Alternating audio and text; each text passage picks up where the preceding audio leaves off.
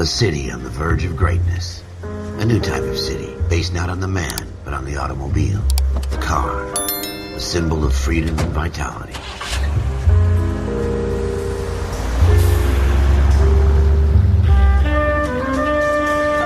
Where every man can own his own home, and have room to breathe, and not be overlooked by his neighbors.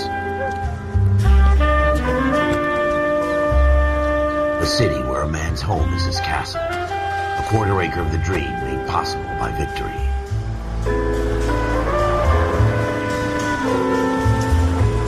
A city of opportunists.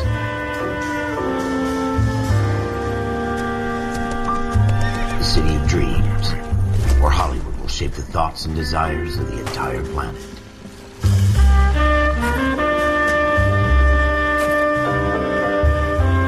A city of pioneers.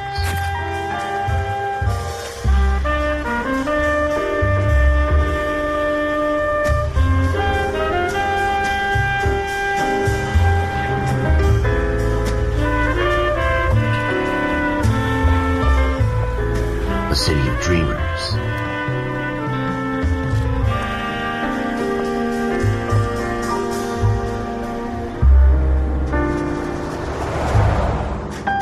A city of undercurrents, where not everything is as it seems.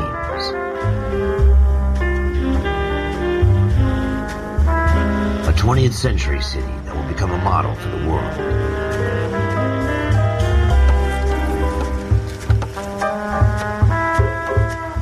A city that has no boundaries, that will stretch as far as the eye can see.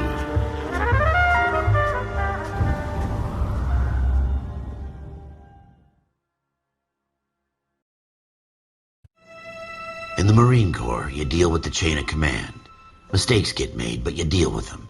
You know what you're fighting for and that you're on the same team. But dealing with corruption is like chasing shadows. You never know whether the guy you're talking to is on the pad, or whether it's your partner, or maybe even the watch commander. So who do you trust, Cole? I made up my mind a long time ago. KGBL calling caller 14 Adam. 14 Adam, come in. Go ahead, KGPL. 14 Adam, receive a detective, an ambulance shooting at 6th and Industrial Street. Unit 16 William requests uniformed assistance for an evidence search. 14 Adam, code 2. Roger, 14 Adam en route.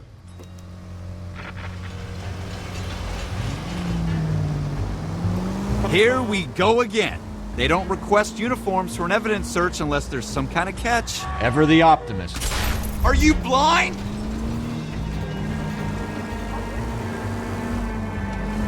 From the beam of...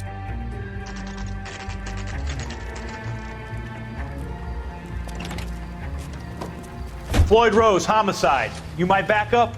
Yes, sir. Phelps and Dunn, Wilshire Division. We had a shooting took place down this alleyway. We have the Vic, Scooter Payton, a Negro male bagged up and on his way to Central Morgue. Witness says a tall white guy, our shooter, put 2 in the Vic's head and then threw his piece. I need you guys to try and recover the gat. You want us to look anywhere in particular? Give it your best shot, guys. The dead guy's a lowlife. I'm not expecting any miracles here. And if we recover the weapon? Bag it and return it to technical services. You hurry it up, Floyd. We I'm got outta places here. to be. Happy hunting.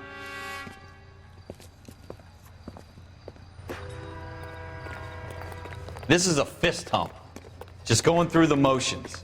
You're probably right. Let's just get it over and done. All right, have it your way. We'll search right up to the back wall. If you still don't come up with anything, come find me and we'll talk it out. 2 heads are always better than 1. Dr. Fontaine, could I have a word? Of course, young man. I really enjoyed your lecture, Doctor. Psychiatry seems to have a tremendous amount to offer. Why, thank you. I'm always happy to receive acknowledgement for my work. The mind is the last great mystery in medicine. Are you thinking of specializing, Mr. Sheldon, or Courtney Sheldon. I'm only in 2nd year, Doctor. They fast-tracked me a year because of my experience during the war. Ah. That's what I wanted to talk to you about. Battle fatigue and collapse under duress. Can it be helped? I would say yes, given the right set of circumstances. Trauma forces the mind to close down, retreat in on itself. We try to find ways to unlock the mind again through a combination of therapy and drug treatment. Hypnosis and therapy are powerful tools in the right hands, Sheldon. I've been to visit some of the guys at the VA hospital. A good friend of mine, he's so far away. It's like he's wandering around. You went through a lot together. Yes, Doctor. Give me his details and I'll make a prognosis. I have a number of clinics in Los Angeles, Courtney Sheldon, and your penance, for your friend's help, is to come and work at one of them in your spare time, with what little spare time a medical student has. Is that a deal? Is it ever? I can't thank you enough. I'm not promising a cure, Courtney. I want you to remember that. Every physician has patients that he cannot hope to cure, for whom he can only smooth the path to death.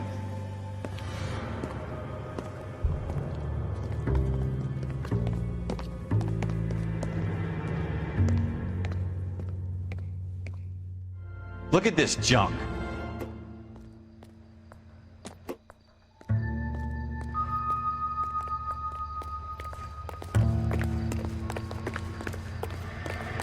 It's not my job to pick through other people's trash.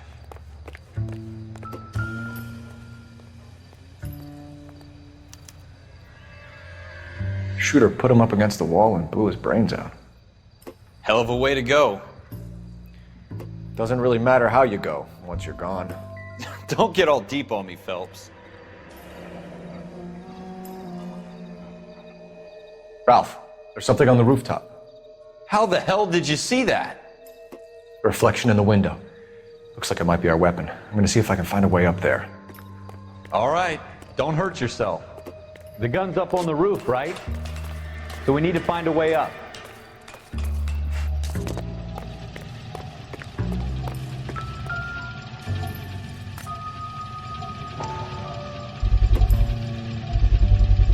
What kind of Smith & chumps do Wesson, these homicide serial guys think we are? S71893.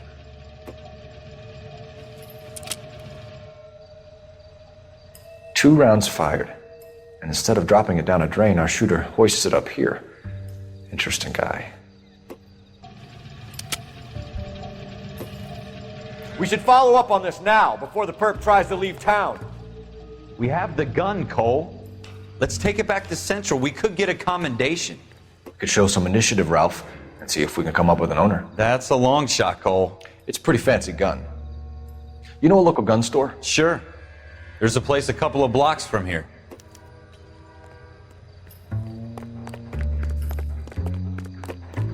Are you sure about this? It's not really our gig. No harm in doing some digging. The suits didn't seem to give much of a damn. Such a little Boy Scout, Cole. You can't wait to get out of that uniform, can you? You'd rather round up drunks and help old ladies across the road? I'd rather get through the day without the captain's foot up my ass. It'll be fine, Ralph. You worry too much.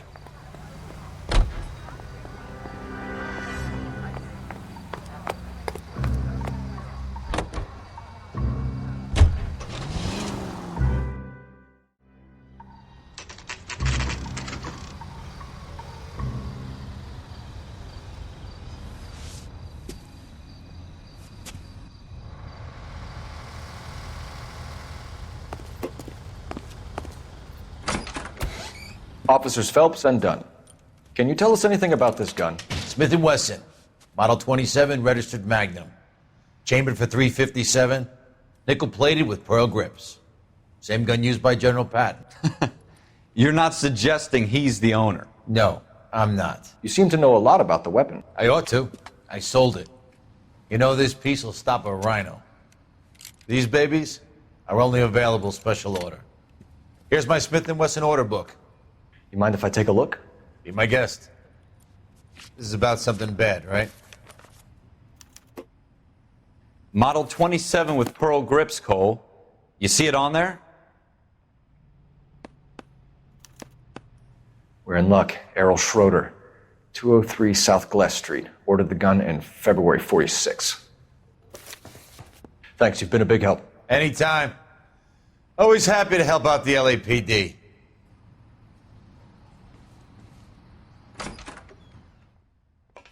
Do we call it in? Let's see if he's at home. Owning the gun doesn't prove he pulled the trigger. Okay. In for a penny, in for a pound. Lead the way, Gunga Din. Now that wasn't so hard, was it? Just because we're in uniform doesn't mean we can't use our initiative. I guess so. Seems a little too good to be true. One-of-a-kind murder weapon bought locally using a real name? If Schroeder's our shooter, he's no criminal mastermind. Most of them aren't. That's why they get caught. And 2 out of every 3 crimes are done on impulse. Another fact from the Phelps Encyclopedia of Thin Air. You really are full of it.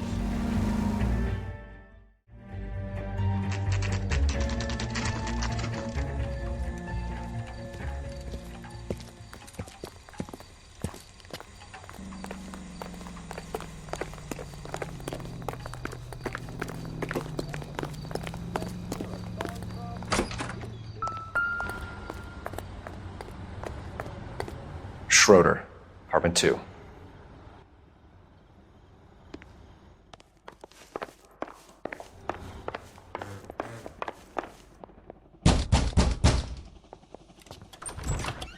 What do you guys want? I'm Officer Cole Phelps. This is Officer Dunn, Wilshire Division. You're the owner of a Smith & Wesson Model 27, nickel-plated with pearl grips? I might be. What of it? Then you'll be surprised to know that Scooter Payton was murdered tonight with your gun. You're out of your mind. Scooter? He works for me. I have that gun here in my drawer. What the fuck is going on here? You're under arrest, Schroeder. Cuff him, Ralph. No way. You're not taking me down for this. You ready, tough guy? That was a very...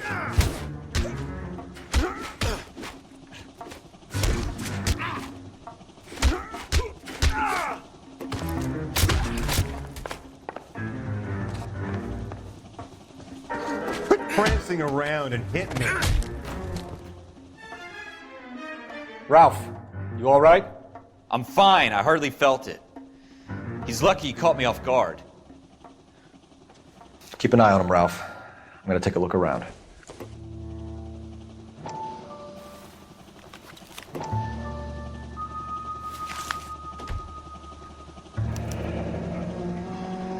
List of names and a series of numbers. Floyd Rose's name is in this book. Phelps, we can come out of this all bright and shiny with a commendation. Or stick our schlongs in a hornet's nest. Call it in, partner. And leave the book where you found it.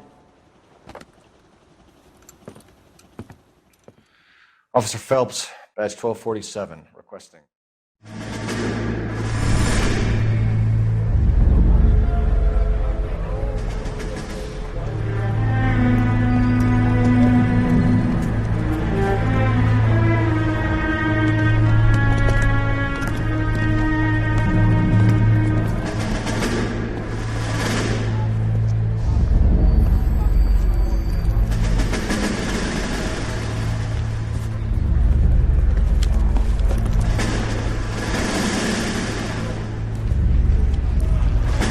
You dumb fucking sons of bitches, get in this line now before I lose my temper. Excuse me, Sergeant, but... Excuse me? Fuck you. You say another word and I'll break your fucking head and have you in the brig. Some of us are here for... I know why you're here, asswipe. I'm having a bad day, Private.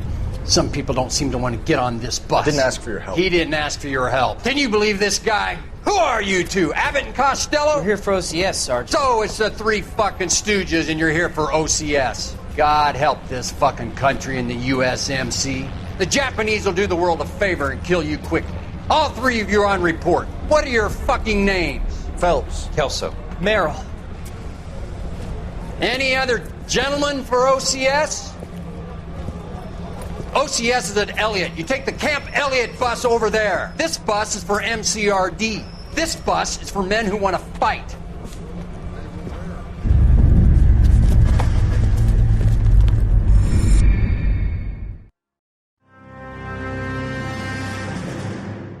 Well, you picked the right place, Cole. A city that needed an honest cop like a thirsty man needed water. You'd heard the stories, but you weren't interested. You were here to fight the good fight, solve cases, right wrongs. But the force is like politics. There's no sitting on the fence. You have to choose sides. A brown paper envelope? Or a Greyhound ticket to Palookaville? It could only ever end one way. All units to 211 in progress and shots fired at Westlake Savings and Loan, 1415 West 3rd Street. Unit to handle identify, code 3. We'll take that. It's only a couple blocks from 14 here. Adam calling KGPL. We'll handle the 211. Roger that, 14 Adam. Be advised, suspects are armed and dangerous. Roger KGPL. 14 Adam en route.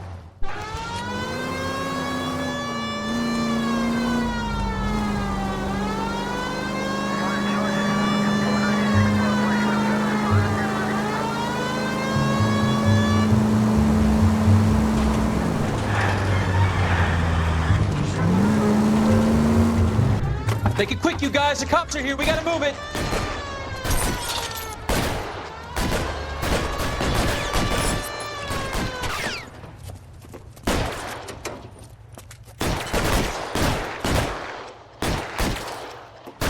Oh, nothing sacred.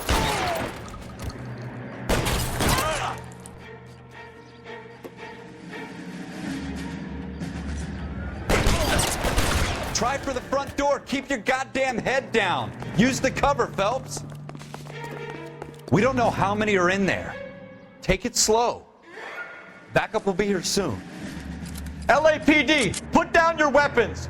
The bank is surrounded. I'm offering you a chance to... chance, copper. You come any closer, we'll cut you in half. Why is nobody covering me?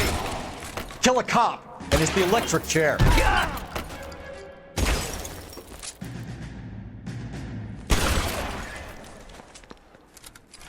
That's it?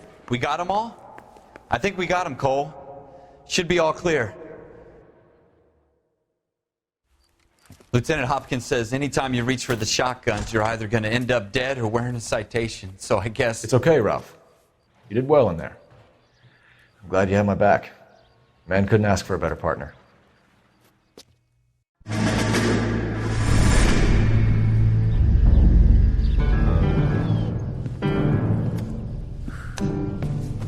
This kind of opportunity comes along once in a lifetime, Hank. I have to grasp it. You have to survive it first, Cole. Here are the veterans. The Japs love to shoot officers. If I can make a name for myself in this war, my future... Thinking of taking on a company of the Emperor's finest single-handed? You don't seem the Sergeant York type to me. When I need your opinion, Kelso, I'll ask for it. They talk about officers like you in boot camp, Cole. They call it the Custer Syndrome. Guys who go around dreaming of fame and glory and getting all of their men killed in the process. Our duty is to lead, Kelso. And their duty is to die for your wonderful future?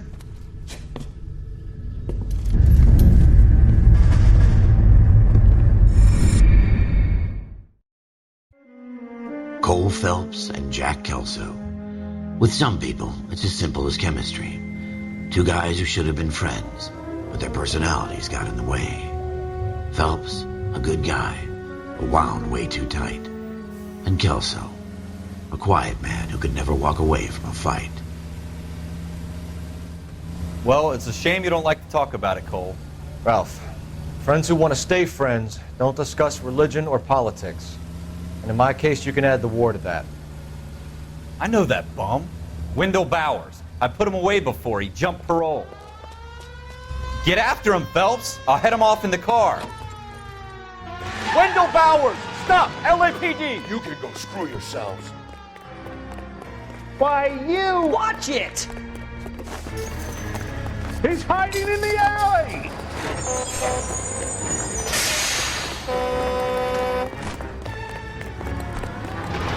Bowers! Hold it right there! Stop now or I will shoot. I won't tell you again, Wendell. Don't want to do this, Wendell.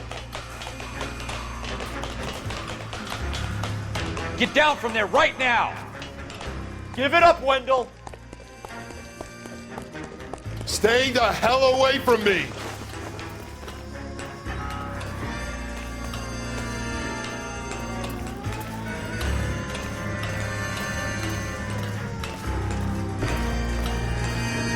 There's no way I'm going back inside.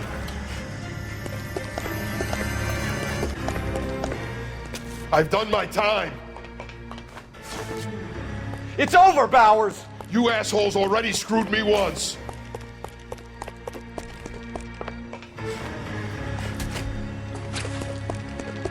Give it up, Bowers! There's nowhere left to go! Looks like we've got the place to ourselves.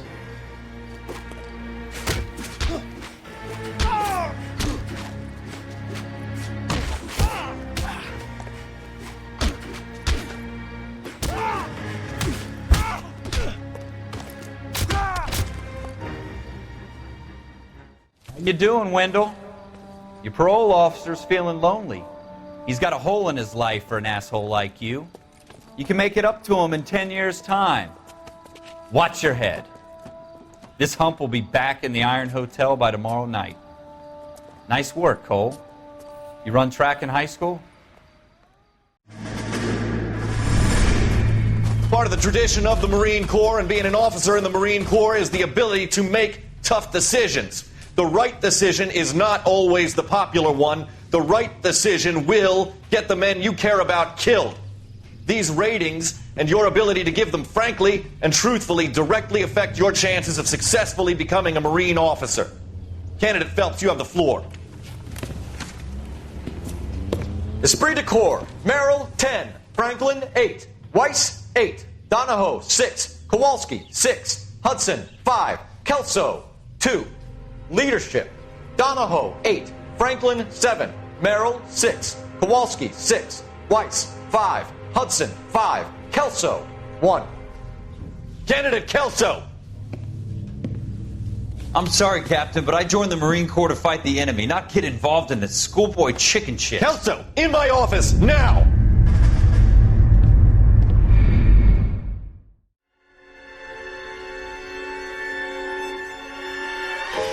For every cop, there's the case that makes you.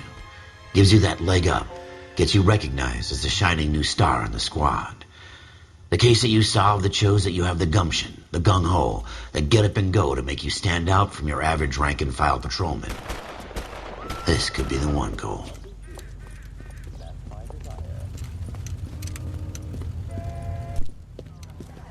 LAPD, could you stand clear of the body, please? Has anyone called an ambulance? We've called an ambulance and the police, but I'm afraid he's dead. Okay, stand further back and move along. It's your choice, but make it quick, people. Hey, Cole. You got here quick. My beat crosses 7th Street. Okay. You're first reporting then. We'll get a perimeter going and move the crowd on. You better see what you can find out before the homicide dicks show up. I'll be with you in a moment. Broad daylight. This town is going Crowded straight to street. hell. Now I've seen everything. Everybody stay back. Let us do our job.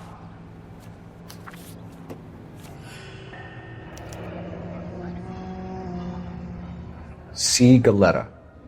Layaway receipt. Pearl earrings. Made out to Bank of Arcadia.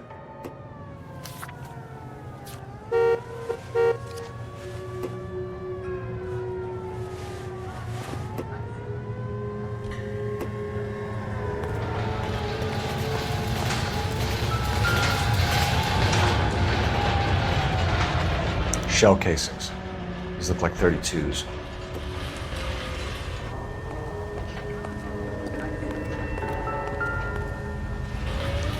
Friends work for the Examiner. About $5 for the exclusive. FN Browning. Serial number 01138. Might need to run it by a gun store. Eagleson's gun store's a couple blocks from here. This guy in the crowd thinks he saw something, Cole. You better take a statement. I was married by a judge. Sir, I'm Asked Officer for a jury. Phelps. What exactly did you see? I heard the shots. I thought it was a car backfiring. I saw a girl run into the shoe store. All right. Yes, it's a dead person. Speak to the witness before homicide arrives, Phelps. And if you think she's lying, don't be afraid to get forceful. Verbally, of course. And don't accuse her of anything without proof. Lawyers love that shit. And if you're sure she's straight up, try the general approach. See what you can coax out of her.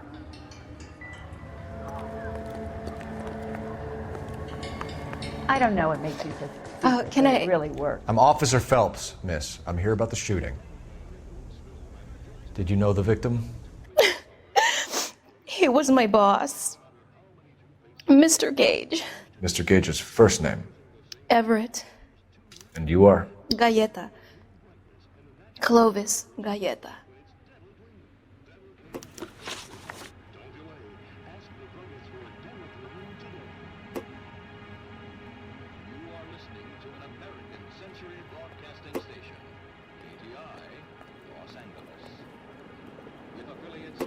Do you think you could tell me exactly what happened, miss? I look around the shops at lunch. I was in a store when Mr. Gage, my boss, bursts in yelling that I'm late on my lunch. And? We came back. I was angry. I walked in front. I heard shots. I turned and saw Mr. Gage fall.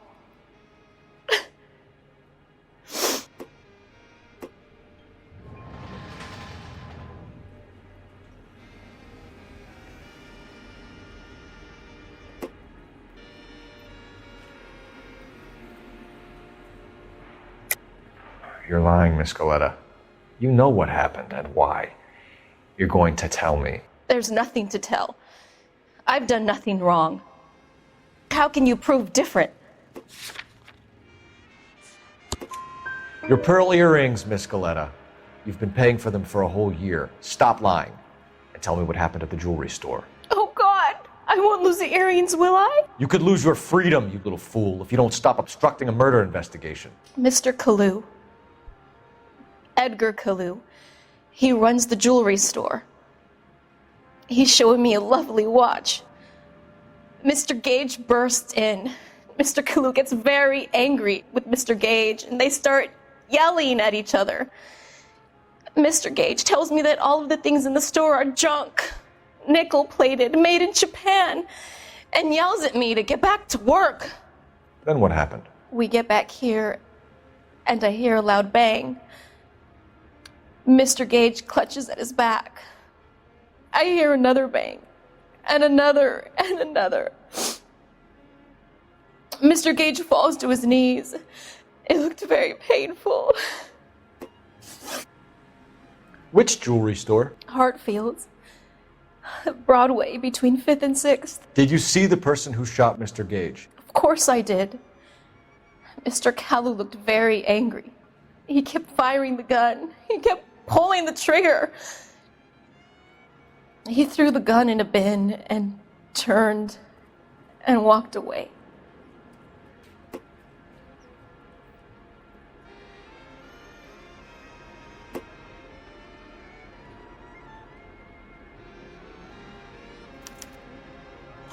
You're making me angry, Miss Galleta. Is that what you want? Tell me why Mr. Kalu shot Mr. Gage. Mr. Gage hates Jews. A lot of people do. It's not my fault if he has nice things. How many shots did you hear, Miss Galleta? It's difficult to remember. It sounded like there were so many, and they were so loud.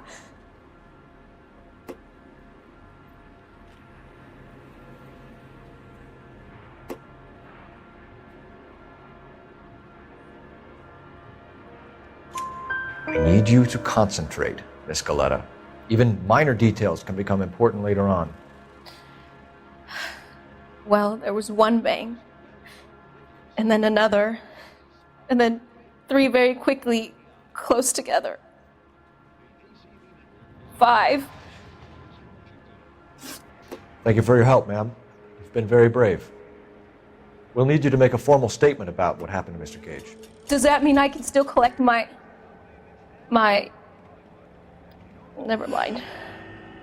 Yes, officer, I'll make a statement.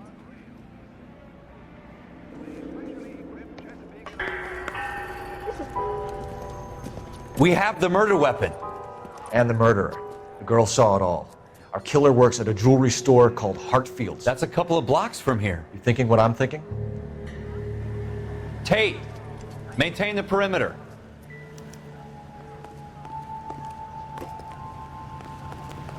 I was You're married behind by the a wheel. judge. Should have asked for a jury. All right. Yes, it's a dead person.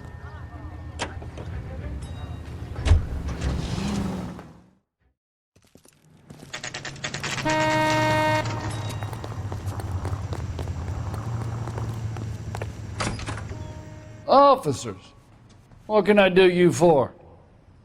Officers Phelps and Dunn, sir, Wilshire Division. We need you to trace a serial number. Sure. What's the make and model? FN Browning, model 1922. The serial number is 01138. You don't say. Well, I didn't sell it. Europeans love them, but it's pretty rare you find one over here. Although I did have one in here a couple of weeks back. Remember the owner? Yeah. Kalu. Edgar Kalu was his name. Thing looked like he'd never been fired, but he brought it in here for cleaning anyway. Then he bought a box of cartridges and he left. Do you know where we can find Mr. Kalu? Told me he was on his lunch break. Said he worked at Hartfield's jewelry store just up on Broadway. Thanks for your help. You can drive.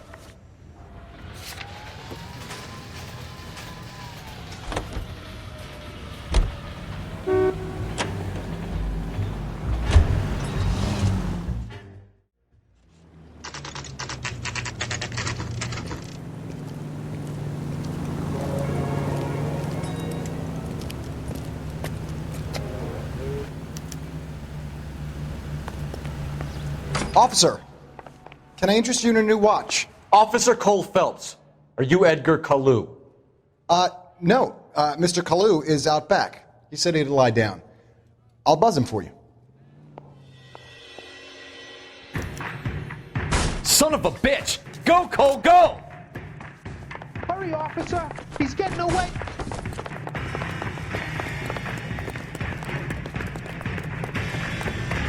Kalu, get back here! Meg, we're running.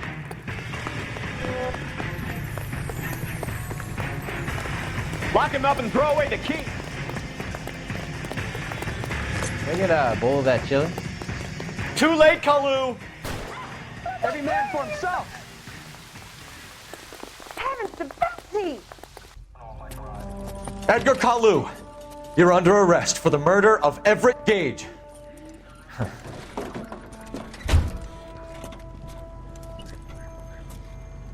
The case that makes you and the case that breaks you.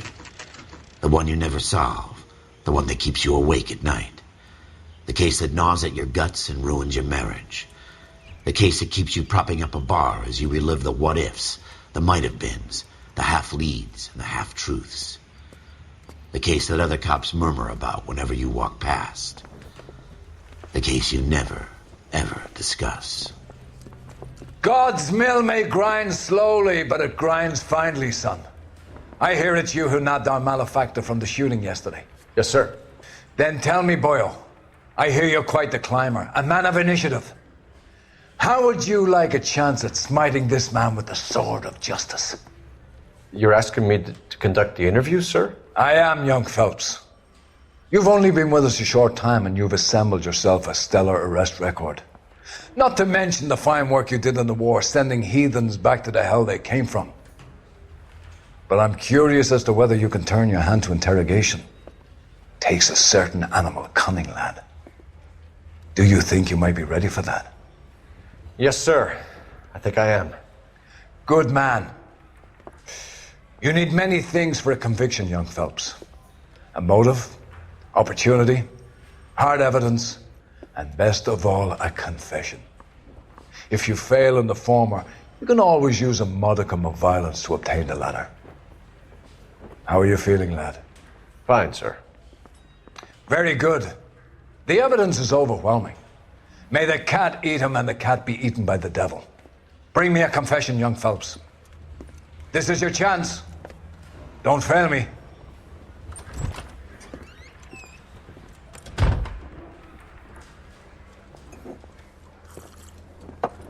Has my lawyer arrived yet? I want to see my lawyer.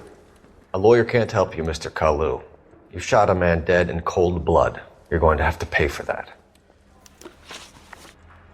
You followed Everett Gage and the girl back to the shoe store. You put 5 rounds in Gage's back. Gage was a bastard. Whatever he got what was coming. But it had nothing to do with me.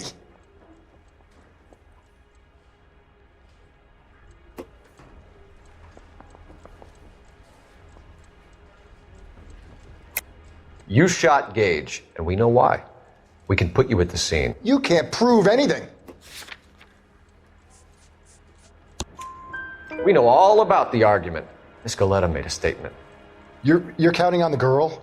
You think her testimony is going to stand up in court? You're going to the gas chamber, Edgar. That Jew-hating fuck couldn't leave me alone.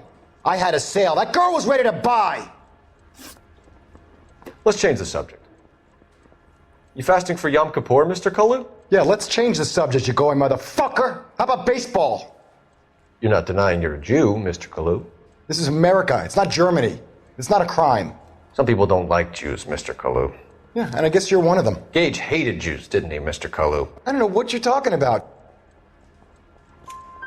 You left-wing leaning parasite. You expect me to sit here and listen to your drivel? You call me that? You sit there and you call me those names, you goddamn goy putt snatcher? You and that stup Gage! Why did you do it, Mr. Kalu? Gage. He's in the Chamber of Commerce. He's in with all those momsers. He blocked every proposal I ever put forward. Kike this and kike that. He's been trying to ruin my business for years. Edgar Kalu, I'm charging you with the first-degree murder of Everett Gage. I respect your beliefs and your right to hold them. I hope for your sake the jury can commute to murder in the second degree. May God have mercy on you, sir.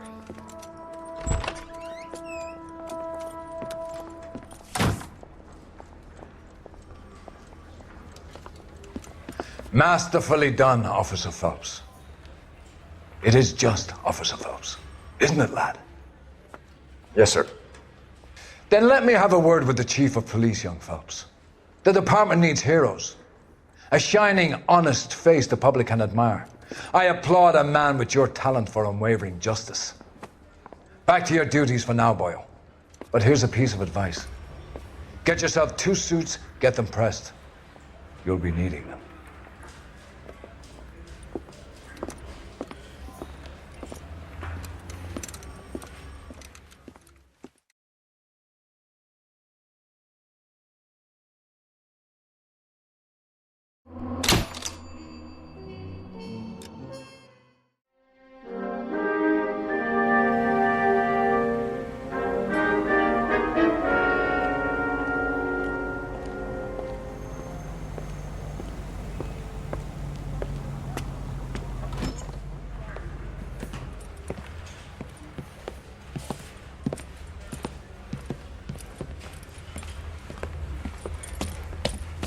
Here's your new desk, kid. You're on traffic. The hot sheet is posted here, next to the map. What's his problem? That's Biggs. He's an institution. So this is what all the fuss is about. Why couldn't they build a freeway that goes past my place? They haven't even approved the money yet, kid. The bond issue won't be till December. It'll be years before any of this will happen. Here's your new partner, Stefan Bekowsky. I've heard all about you, Phelps. You go easy on me and let me earn the odd citation, and maybe we'll get along fine. I'm here to learn, Detective. He's an intense one, isn't he, Mel? Intense. The newly minted detective here, Cole Phelps. Hi, Phelps. I'll be keeping an eye on you. I could spend a little time basking in reflected glory. Make a change from busting hookers and dope fiends. Who was that, Commander? Roy Earl, chief detective and advice. Do they all dress like movie stars? Well, Roy is a movie star. And the whole of the seedy side of L.A. is his audience. What is that supposed to mean? Stick with me, kid. You'll find out.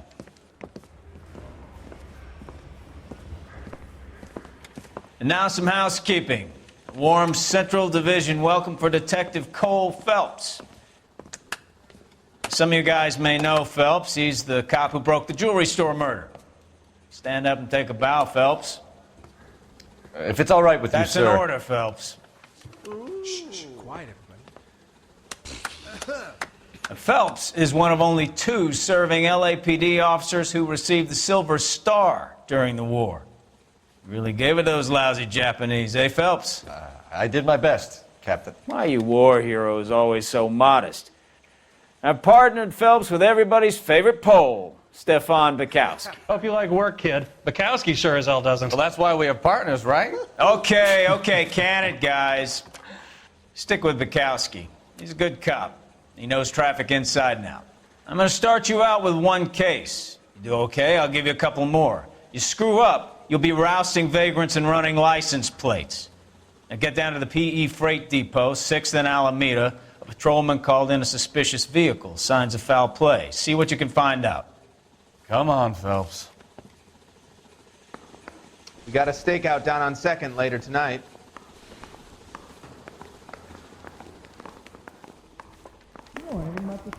Three blondes walk into a bar. They really pushed you through quick, didn't they? Again. 6 years on patrol before I got this desk. You were here in 5 minutes.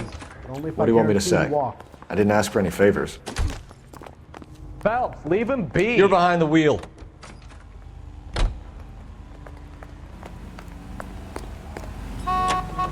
You know this place?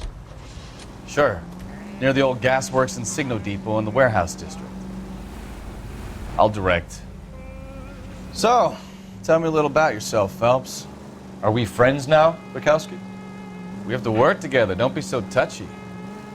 I grew up in San Francisco. My father was in shipping. I went to college at Stanford, did 2 years ROTC before Marine OCS at Camp Elliott.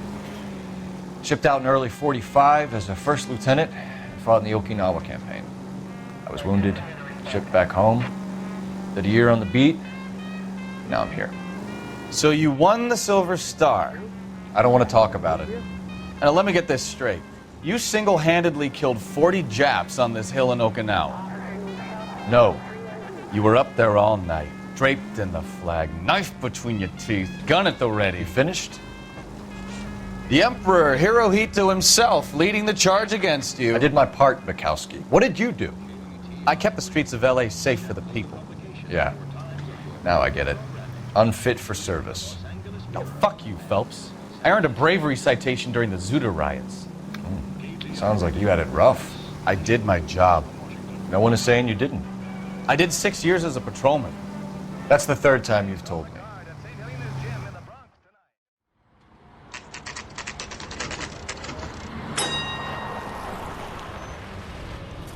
That you, Bekowsky?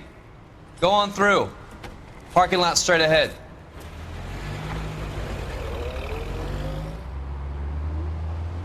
I need to get back to work, officer. The detectives are here now. You repeat to them what you told me. I did the right thing by calling this in. I'm just a working stiff. Just give them your story and you'll be all right.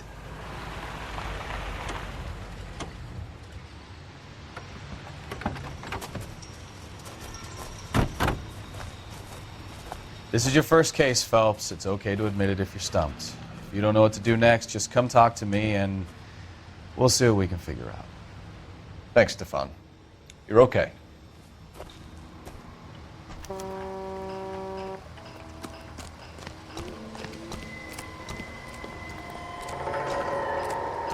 I'm Officer Hart. Phelps, traffic. What have you got? Abandoned car, probably stolen. The solid citizen is Nate Wilkie. He called it in. What gives with the coroner? There's blood all over the interior. Someone's copped a full Broderick, but no stiff as yet. We have an owner for the car? The car is registered to an Adrian Black, just north of Bunker Hill. All right, we'll take a look around. I'll keep Mr. Wilkie talking, but don't make him wait too long. He's the restless type. Nice day for it. How long you gonna keep me here, sir? I better get back to work, sir.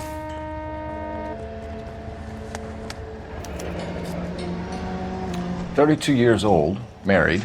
Sounds like an average guy. What was he doing out here?"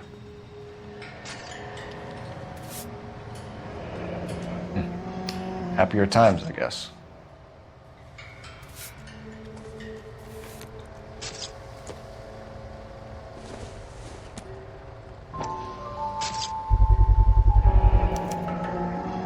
Stenzel glasses. Home repaired by the look of it. How's the world looking? I swear. Always the same two of you, How bad is it? How about you? Come on, you can tell me. I've got a mystery brand sample name waiting might at give the us lab. something to go on. Practical jokers say it's contaminated soil. My guess, it's a big lump of shit. So what's going on over there?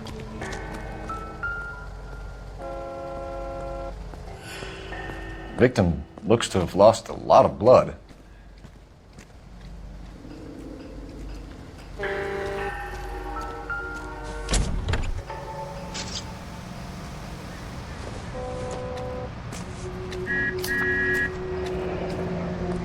Mr. F. Morgan picked up a live pig yesterday?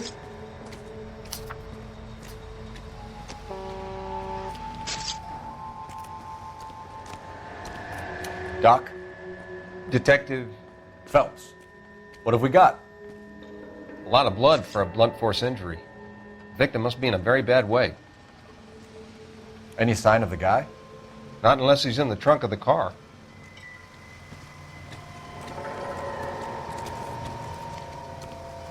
I'm not alone. Sir, I'm Detective Phelps.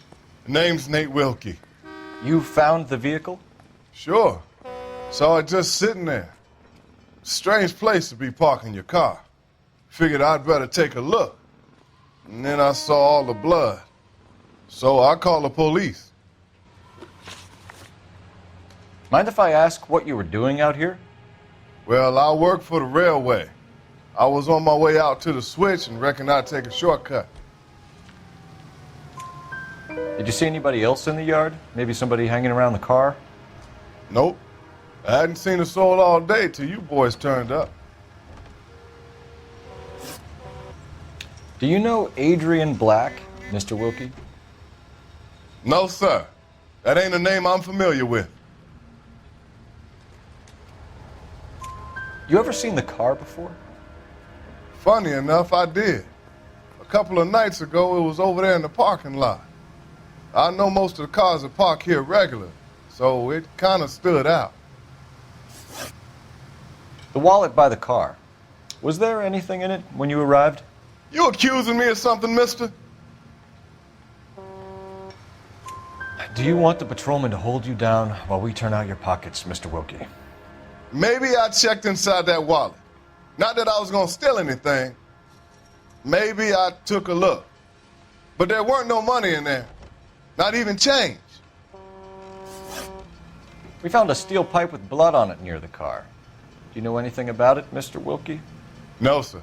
I went straight for the law when I saw the car was full of blood.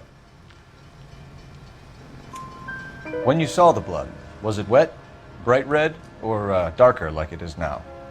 Darker, I'd say. Looked dry already. Thank you for your help, Mr. Wilkie. We'll contact your employer if we need anything more from you. If you have to, I guess. I can't really spend no more time over this. Somebody's got to inform the wife, Phelps. If you're done here, we'll head over there now.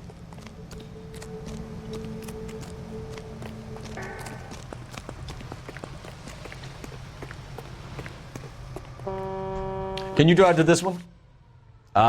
Where are we going?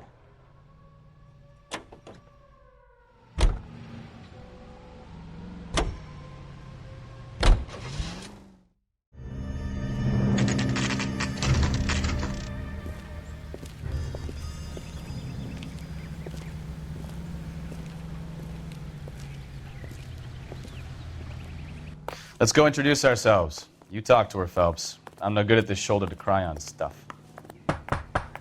Just a minute.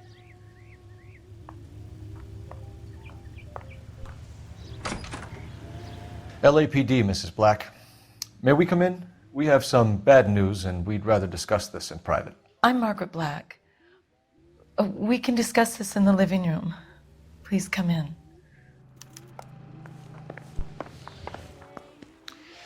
Your husband drives a blue Lincoln, Mrs. Black?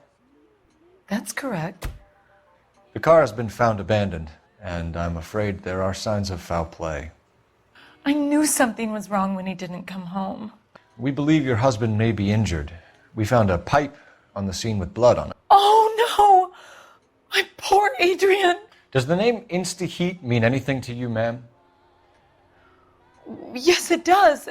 We've just had a new water heater installed. Whereabouts, Mrs. Black? just outside the kitchen window, at the side of the house. I'd like you to try and stay calm and remember everything that you can about last night. My partner and I are going to take a look around. When you're ready, we're going to have some more questions for you. Is that okay? Of course, officer. Anything to help secure my husband's safety. Well, let's check the place out. Come on. Have a good look around. There's got to be something in here to go on.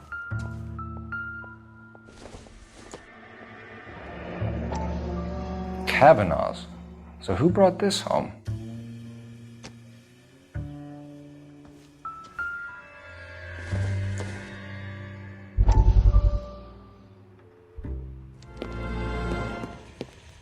Lie down, make yourself comfortable.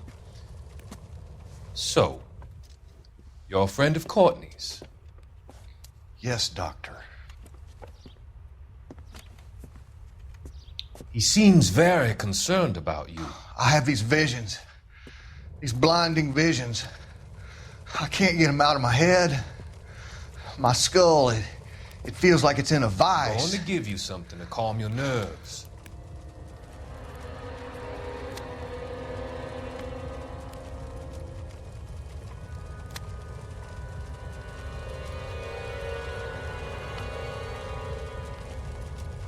I want to take you on a journey back.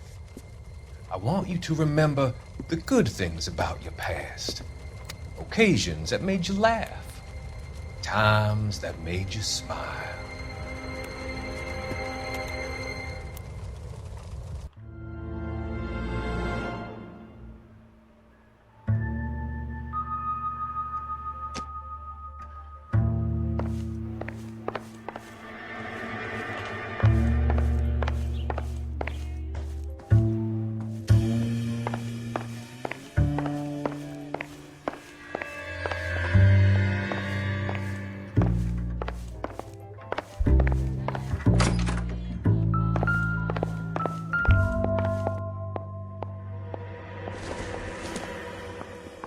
This must be Adrian's. Stenzel. So the glasses are a match.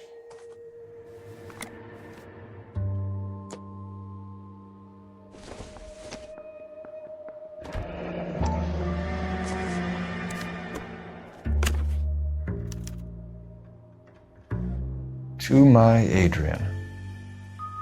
This thing gets more and more interesting.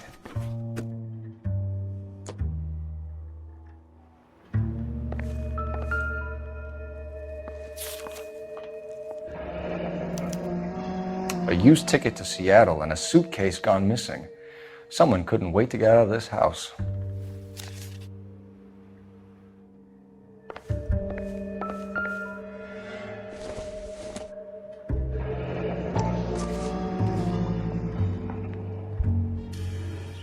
Maybe Adrian was a patron.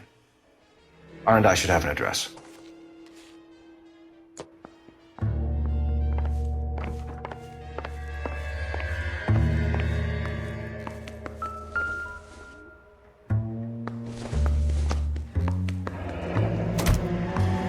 This was only recently installed, not 2 days ago. Maybe it's time we took a look around outside.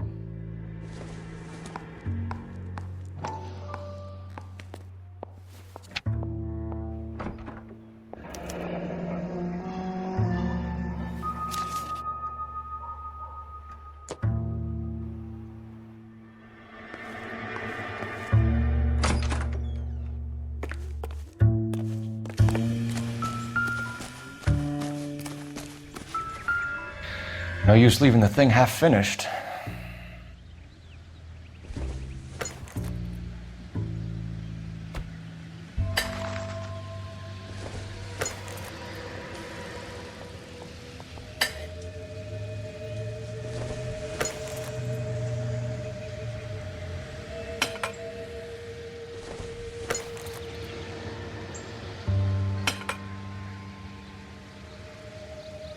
So the pipe missing from Mr. Black's heater is the same one that killed him. Huh. Seems like the assailant is a little closer to home.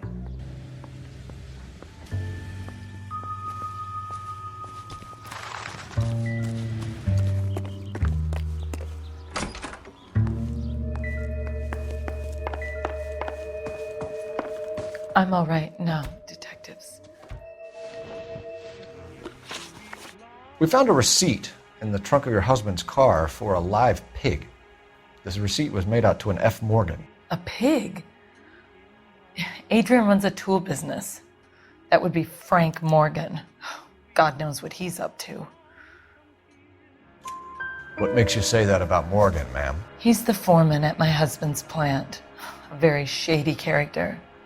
I've told Adrian he needs to keep his distance from the staff. They're always out drinking together. Was your husband wearing his glasses when he left here yesterday? Yes, he just bought a new pair. Go on. I kept telling him to throw those old ones away. He tried to repair them with tape. They looked terrible. Did your husband tell you where he was going last night? All he said was he was going to meet Frank for a drink. So nothing out of the usual then? Well, he came home early from work. He never comes home early. And he went out early, too. He normally never leaves for the bar till about 7. Tell us about the photo of Adrian in the bedroom. What is there to tell? It's from his most recent business trip to Seattle. There's plenty to tell. You just won't tell it. You're lying about the photograph, Mrs. Black. You're incredibly rude and insensitive. But I guess you know that. I've told you what I know about the picture.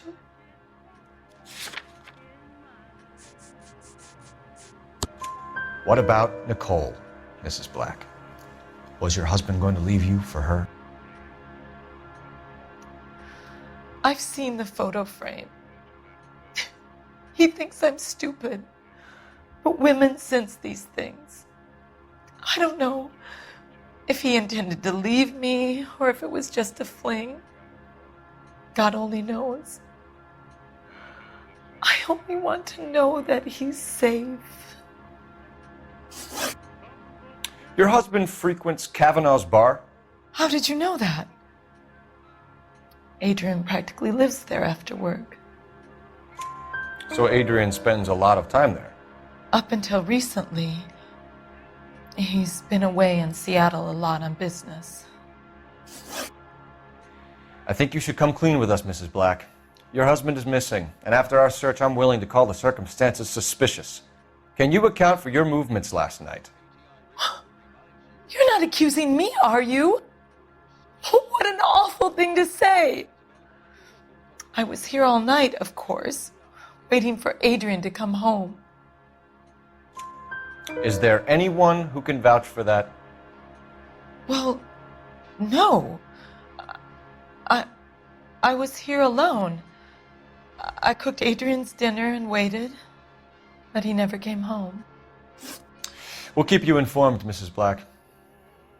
Please do, Detective.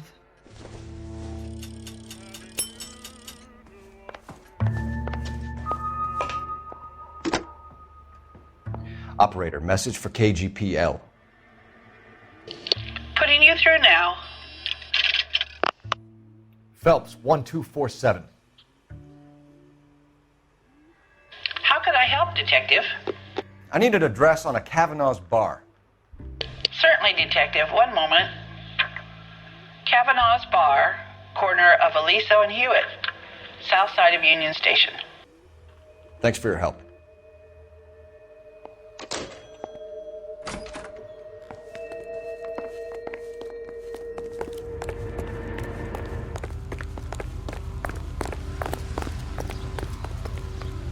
You can drive. So, where you want to go?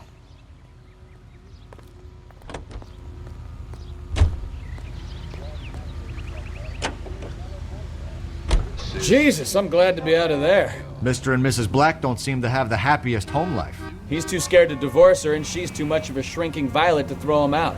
If this hadn't happened, they could have stayed miserable together forever. You think she could have killed him? She sure as hell doesn't seem the type, but stranger things have happened.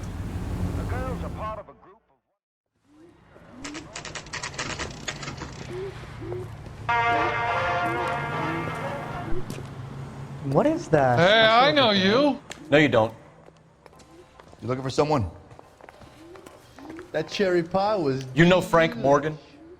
Sure. Frank's your regular. He's a loner in the back. Everything was fine, thank you, miss. He just Frank refused Morgan? to accompany me. Who's to work. asking? Cole Phelps, LAPD. I understand you're a friend of Adrian Black. Yeah, I know him. Are you aware that he's missing? No, I hadn't heard that. Tough break. We found Black's car abandoned in a freight depot, covered in blood. You know anything about that, Morgan? Hell no. I'm sorry to hear that. I like Adrian. He's a good boss. Please, don't tell me you actually believe this jerk-off, Phelps. You're lying, Morgan. You were there. And you're talking out your ass, detective. How about you prove I was out at that rail yard?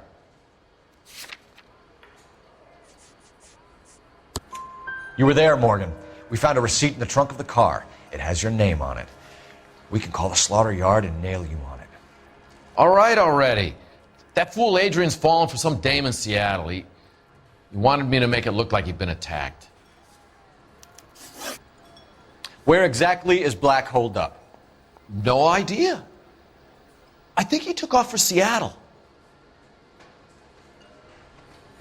I'm tired of your shtick, Morgan. Spill it, or we take you out in the alley and we knock it out of you. He's holed up at my place. He's waiting for some money to come through before he blows town. An address? It's an apartment house at the corner of Temple and Figueroa. Apartment number 2. I think that's all. Thanks for your help, Morgan. We appreciate it. Hey, I'm just glad I could help. I love cops. Cuff him, let him go. It's up to you, Phelps. There's no way I'm writing this idiot up.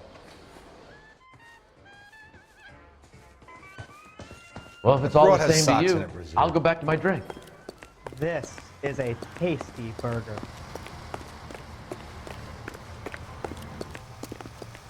You know the way. You can drive. Do we know where we're going?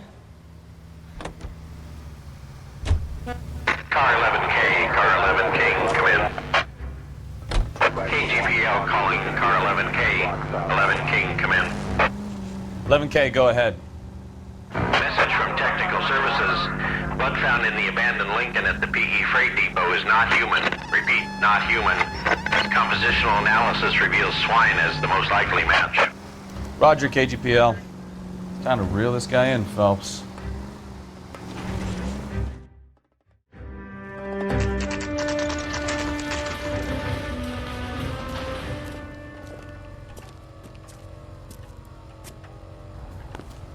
Well, let's check the place out.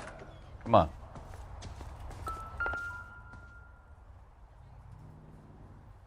Apartment 2.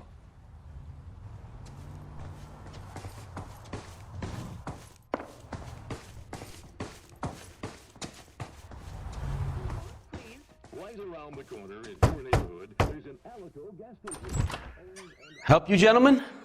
LAPD detectives, Mr. Black. You're under arrest. Look, I'm really sorry about this.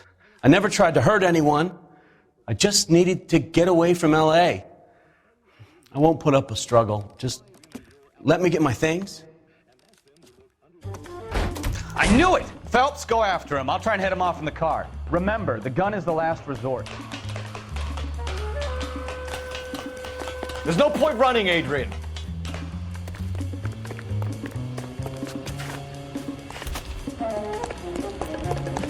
Mr. Black, get back here right now.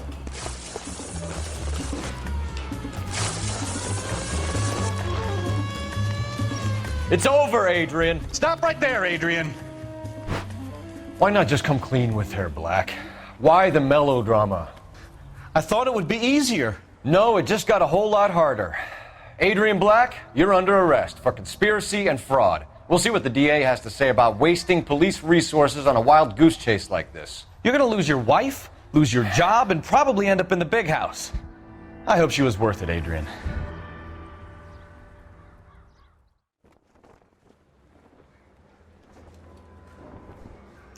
That turned out to be quite some case, huh? Adrian, what an idiot. You got an arrest and a clearance in your first case, and in fine style, too. Well done, detective. Efficient investigation technique, good public presence. You keep that up and you learn from Bekowsky here, and you could go a long way in this department.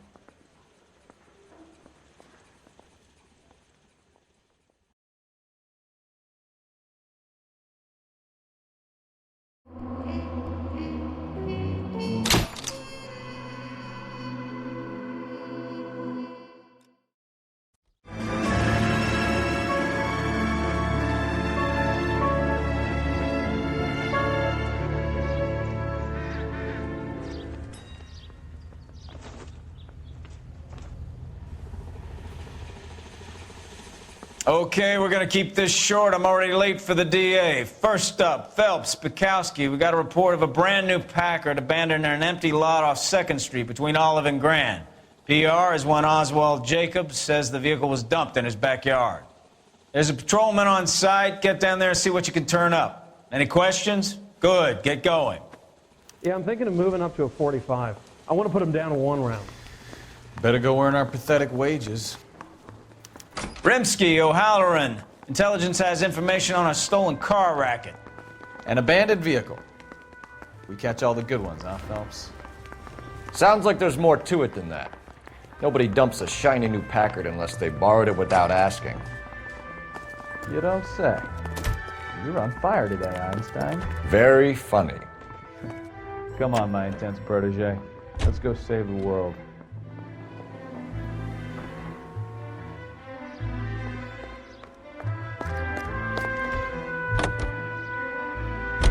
You hear about Adrian?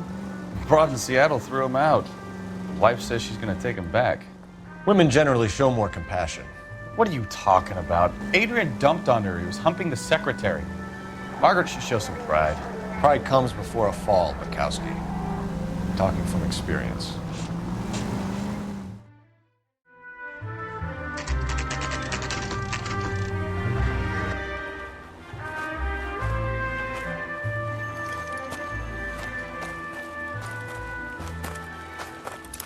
Phelps, traffic.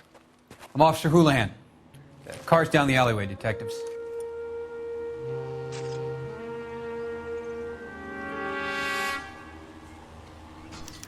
We got a call about an abandoned vehicle? Yes, sir. The car has flags. Might be some kind of diplomatic vehicle. Has anyone touched this vehicle since you arrived? No. And that Jacobs bird over there was on station before I got here. We'll talk with him in a moment. Give us some time to look the place over. Sure, take your time. He's a sore-headed old son of a bitch anyway.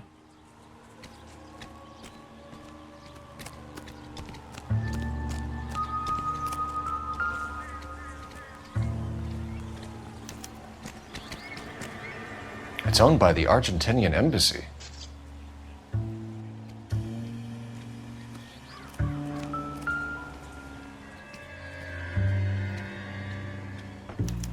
I must have taken the flag as a souvenir. Can't have any street value.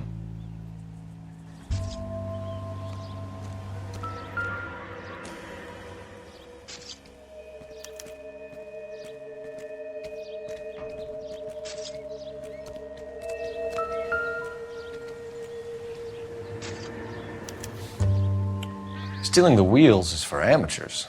A car ring would have stripped it in a warehouse.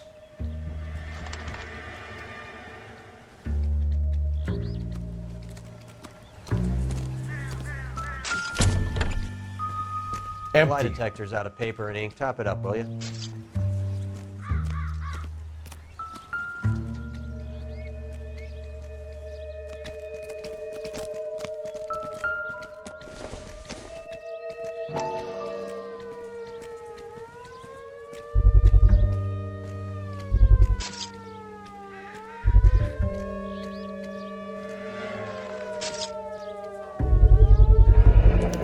Combination wrench.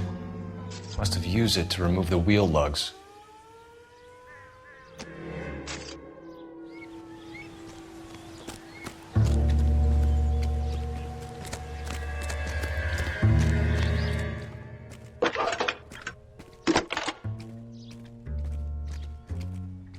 Phelps, badge 1247.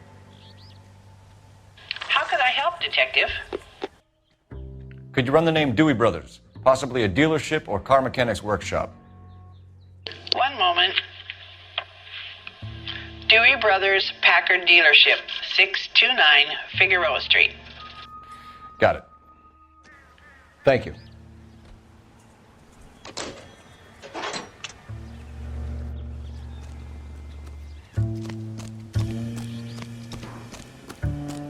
Oswald Jacobs? That's right. What exactly happened here, Mr. Jacobs? Last night, I was looking out of my window. I like to keep an eye on what's going on. I can understand that. You see this empty lot? Damn kids play stickball here. Always breaking my windows, always asking for their ball back. Can we get back to the car, Mr. Jacobs? Don't be impatient, Sonny. Anyways, last night I see this brand spanking new Packard up on bricks. Did you see who stole the Packard? Hell yes, I did. I saw 3 goddamn Mexicans going to work on it. Can you tell us what they were doing? Using the headlights of an old Ford so they could strip the thing. I yelled out to them, "I'll call the cops." So they loaded up their car and drove off, tooting and hollering and yelling obscenities at me in Mexican. You speak Spanish, sir? No, I do not. After the Mexicans left, you didn't go anywhere near the car? After I scared them off? No, I didn't go anywhere near that car. You went out to the car. Once they were gone, you had to take a look for yourself. I was curious. Ain't no law against that. So what if I took a look around that car? You can't be accusing me of nothing. Tell me about the car they were driving. It was an old Ford. I didn't catch the license number. You look like the kind of guy who notices details. You're right there. The car was old, but it looked brand new. Candy apple red paint job stands out a mile. What exactly did you see them take? They was working on the tires. That's all that was took. Right. So what did you take, Jacobs? Do you want my partner to pat you down? I found a notebook in the glove compartment. I was going to show you. It's on the chair on my porch. Thank you for your help, Mr. Jacobs. You can speak to Officer Thibault about signing a formal statement. When you get the car out of the way, maybe you could come back and do something about those kids. Well, how about we bring you an umpire's mask?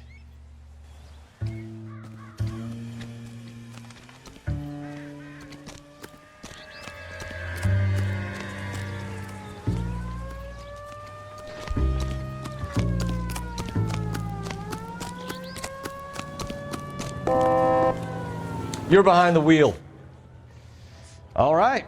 Where to?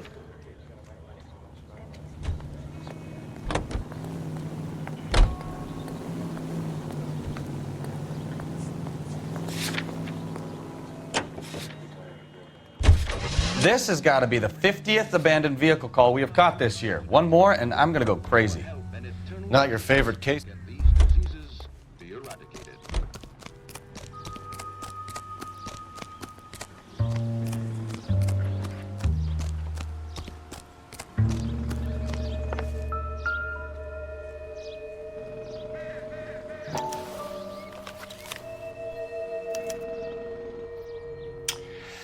Okay, so we have the owner of the vehicle, a degenerate.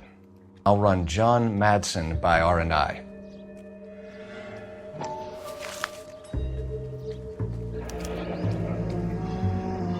Contact details on a William Dewey. This looks like business rather than pleasure.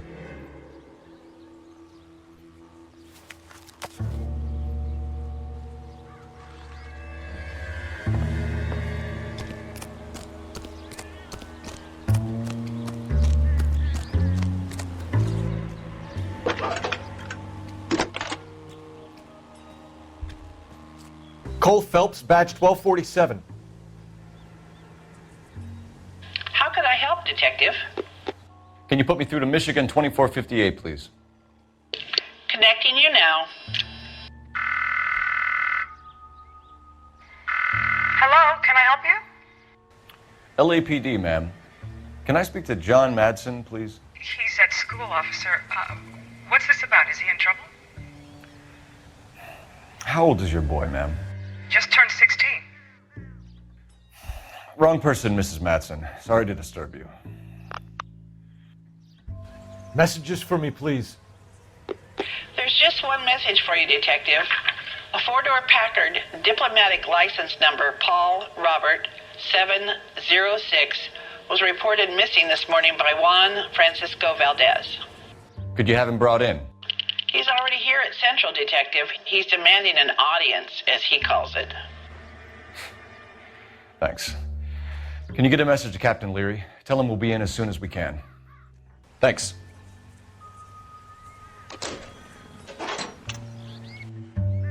Can you cordon off this lot until we have the vehicle impounded? Yes, sir, Detective. We'll follow up on the owner. Get a statement from Jacobs, and I'll read your report back at the station.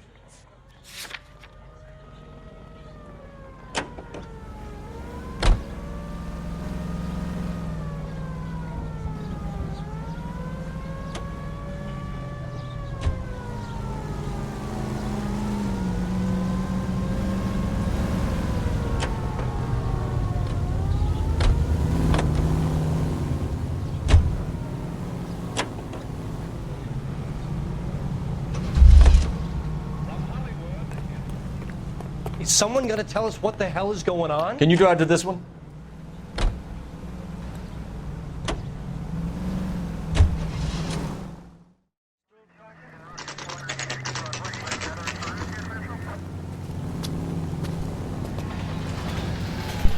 Do we have a Juan Francisco Valdez in for questioning? Sure do, Phelps. Your bird's an interview, too. And get this, he's wearing gloves and doing his best not to touch anything. Can you beat that? Sounds like we don't want to keep this guy waiting. It's this way. Well, are there any leads? I'm thinking of moving up to a 45. I want to stop him with one round. About time. Are you the senior officer I requested? I'm Detective Phelps, and this is Detective Bekowsky. Have you any idea how long I've been waiting to speak with you? I am needed back at the consulate, and you keep me here like a common criminal. All right, friend. Let's take a deep breath and start all over again. Mr. Valdez. Consul General. I insist on my full title. Where did you purchase the car? My secretary and driver arranged the purchase. A disreputable place, Dewey Brothers by name. As soon as I can have it arranged, I will have my Hispano Suiza brought up from Buenos Aires. Bought a Packard, Valdez? A snob like you doesn't drive an American car. I want answers or I'll smack you around the teeth. William Dewey offered me a substantial bribe to make a purchase at his establishment. It is not unusual to make this kind of transaction in the civil service. Don't tell that to the Argentine taxpayers. Consul General, we have located your car. Can you tell us how it was stolen? It must have been stolen from the consular garage. Terribly inconvenient, of course. I want the perpetrator soundly flogged. Unfortunately, we don't do that here, Your Worship. You have a pretty good idea who stole the car, don't you, Consul General? Are you going to tell me, or do I shake it out of you? There's no call for violence. I suspect a disgruntled boy from the car dealership. You have a name for this kid? Gabriel, like the archangel. I have no surname. So tell us about this kid, Gabriel. You had a run-in with him? Mecánico. A presumptuous young man who did not know his place. He presumed to ask me questions. We do a lot of presuming here in the United States, Consul General. It comes with the turf. You fuck young boys, Valdez. Are you a madman? This will cause an international incident.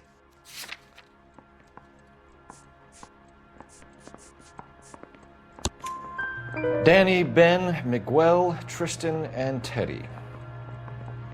Full lips. Ring any bells?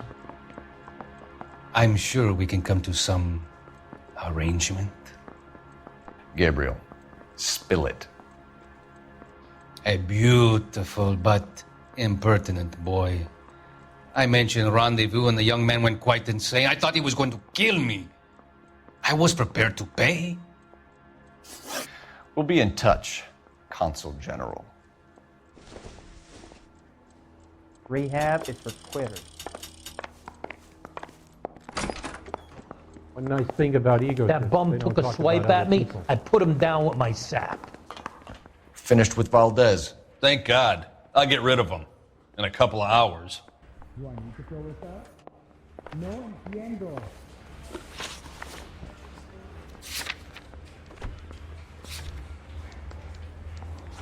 Did you know, Mr. Bekowsky? Guy gave his wife a tap. You can drive. I'd say all's fair in love and war. Mr. Valdez moves in some peculiar circles for an international bon vivant. Ah, English, please. See, this is why nobody invites you out for drinks. It's just very industrious of him to be so involved in matters of consular transportation. All right, you're making it worse now. I think what you're trying to say is that lover boy in there is as full of crap as a Christmas goose. That as well.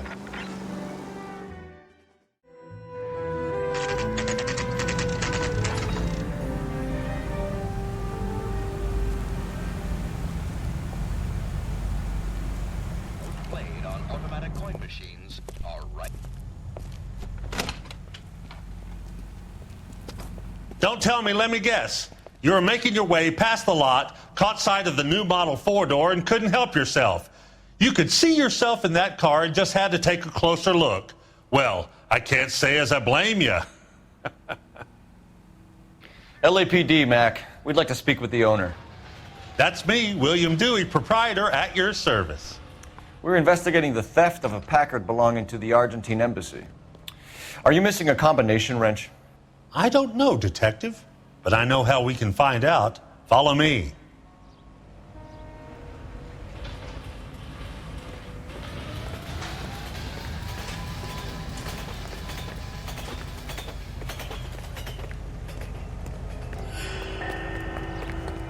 We keep all our tools in here.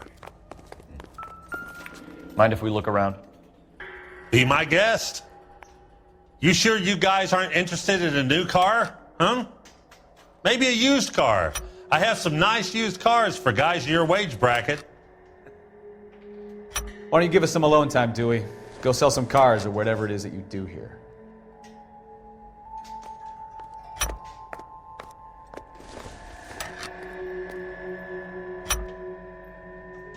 One left. Gabriel Delgado is missing a 3/4.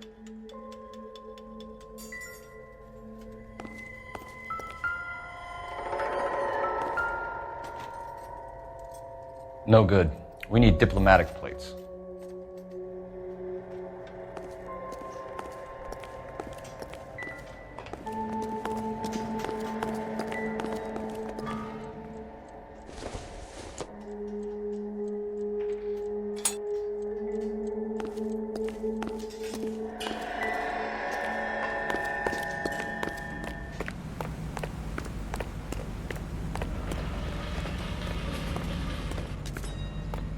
If you don't mind, we have a few questions. Packards are great cars, but this doesn't look like the kind of place favored by foreign embassies. How do you know Valdez? I don't know Valdez. The embassy bought the car. All I know is he must know a quality car when he sees one. And I know a shyster when I see one. You and Valdez are in this together. Me and Valdez? I hardly know him. Valdez wouldn't wipe his shoes with me.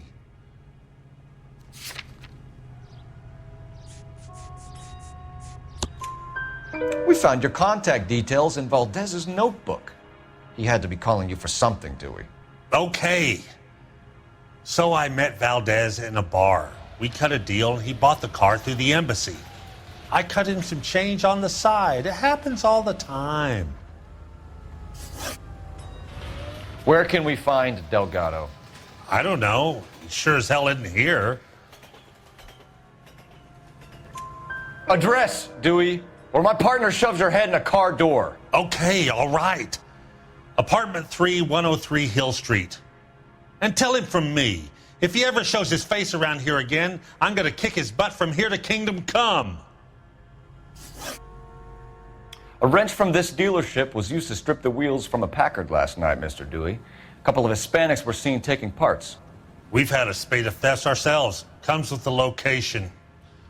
Thieving bastards to steal anything the minute your back is turned.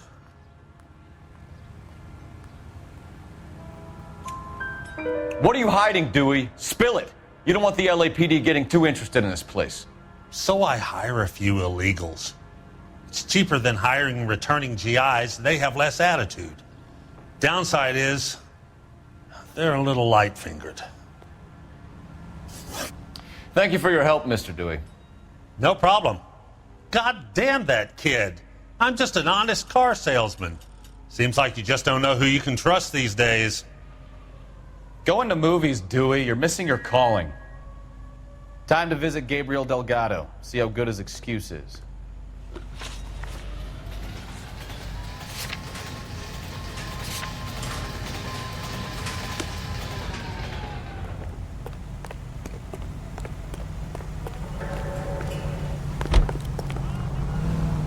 You're behind the wheel. You read this story in the Examiner about the Navy developing three-dimensional movies? What's a dimension? You know, like a graph. Vertical axis is Y and horizontal is X. Well, that's clear as mud. Third dimension would be Z. So things would be popping out of the screen. That's ridiculous. Scare people out of the theater. In God's name would want that. I don't know. People scoffed at the idea of talkies in color, and look what we have now.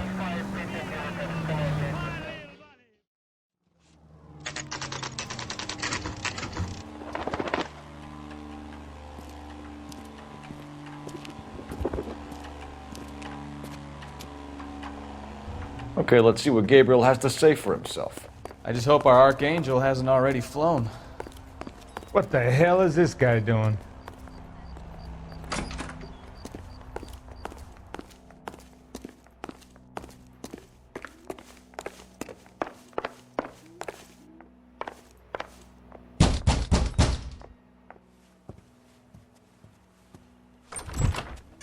Yeah. LAPD, ma'am. We're looking for Gabriel Delgado. Gabriel? We're from the police. Policia, you understand? Yes, I understand. Could you come inside? What is your name? Ana Rodriguez. Is Gabriel Delgado here, Ms. Rodriguez? No. What do you want with Gabriel? Is he in trouble? Stay where you are, Ms. Rodriguez. We need to take a look around. But he is not here. I have told you. Check out the surrounds. I'll stay with the broad.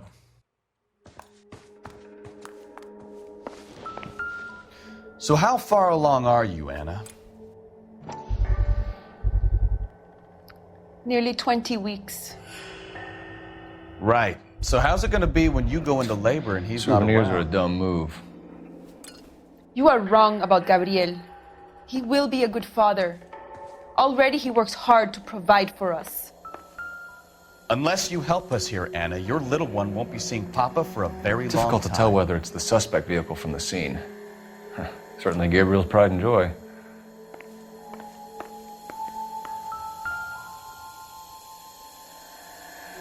Serving breakfast for two, Anna? You should have cleared up.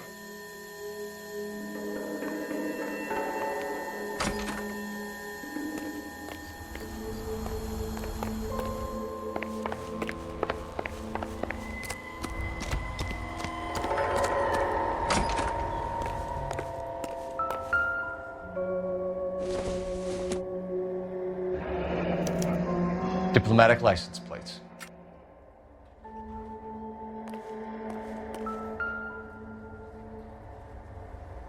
It looks like Valdez gets his wheel back.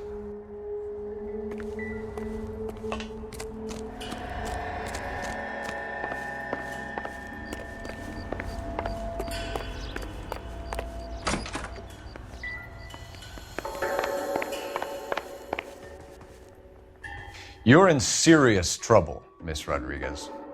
But Gabriel is not here. I have done nothing wrong. Why did he steal the car, Anna? The customer insulted him. He has his honor, no? His honor, Anna? He said Dewey's friend tried to make a woman out of him. He no longer respects this man, Dewey. He took the car to show this maricón that he is a man. Tell us the truth, Anna. Has Gabriel been here? I haven't seen him for at least 3 nights. You keep lying to me, and I'll send you and your baby to jail. He lives here, but he hasn't come home. I swear it.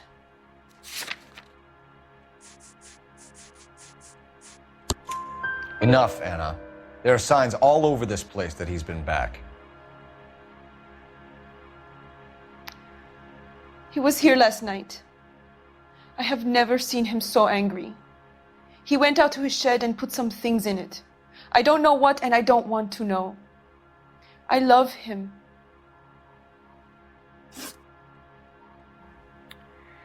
We found a license plate matching our stolen vehicle in the shed.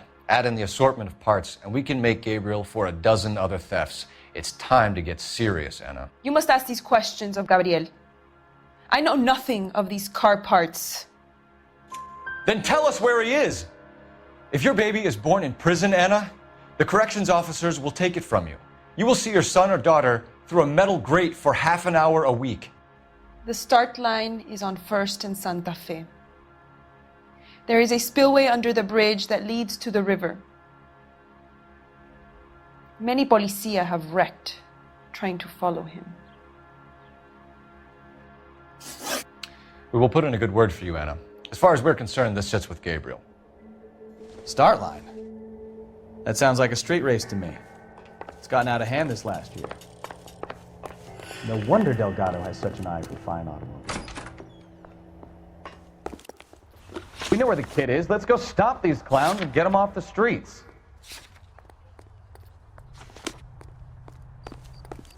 Isn't he the cop they've been talking about on the radio?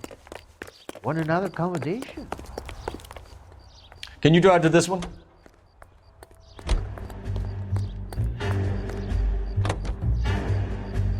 What kind of man leaves his pregnant girlfriend at home while he goes off to play cars? Pregnant girlfriends aren't always a barrel of laughs. Everyone needs to let off a little steam. Some guys wouldn't come back home at all. Are you talking from experience?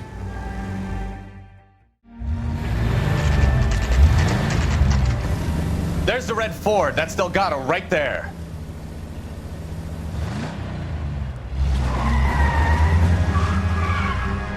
Quick! They're getting away! Phelps, 1247. Requesting assistance at 1st and Santa Fe. Reports of an illegal street race. Stay on Delgado. Fuck you! He's getting away. You're gonna lose him. Quick as we shut one of these races down, another one springs up somewhere else. Kids used to steal cars to sell them. Now they just want to wrap them around a lamppost. The next 16-year-old I have to peel off the sidewalk, you're calling the mother. I've had enough of those to last me a lifetime.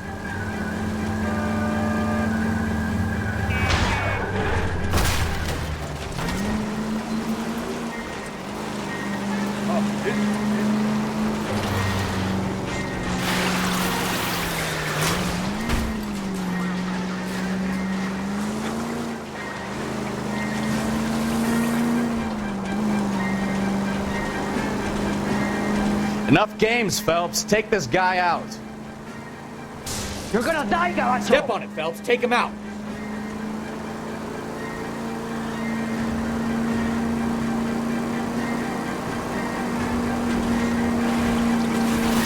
Lay into his wheel arches. Come on.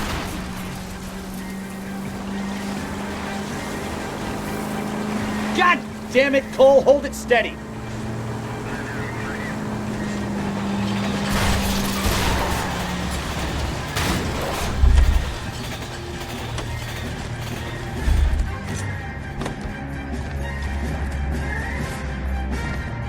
Gabriel Delgado, you're under arrest for grand theft auto. Fuck you, puto! You should speak to the maricón. Valdez, I showed him. Now who's the man? I should have burned his fucking car.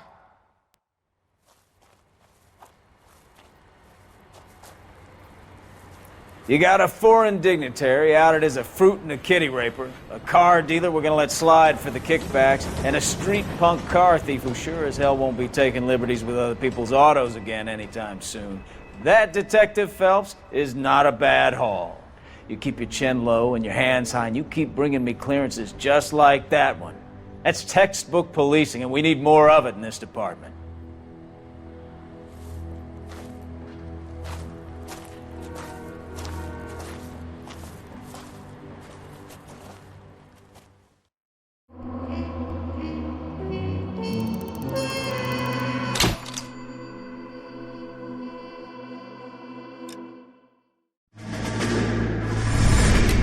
You have any plans for weekend Liberty, Jack? My sisters have been working in Los Angeles in a bomber factory. They're coming down to visit.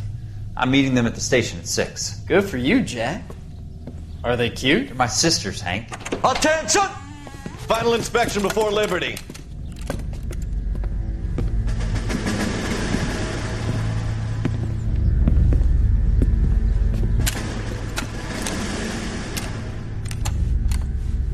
Good job, Kelso.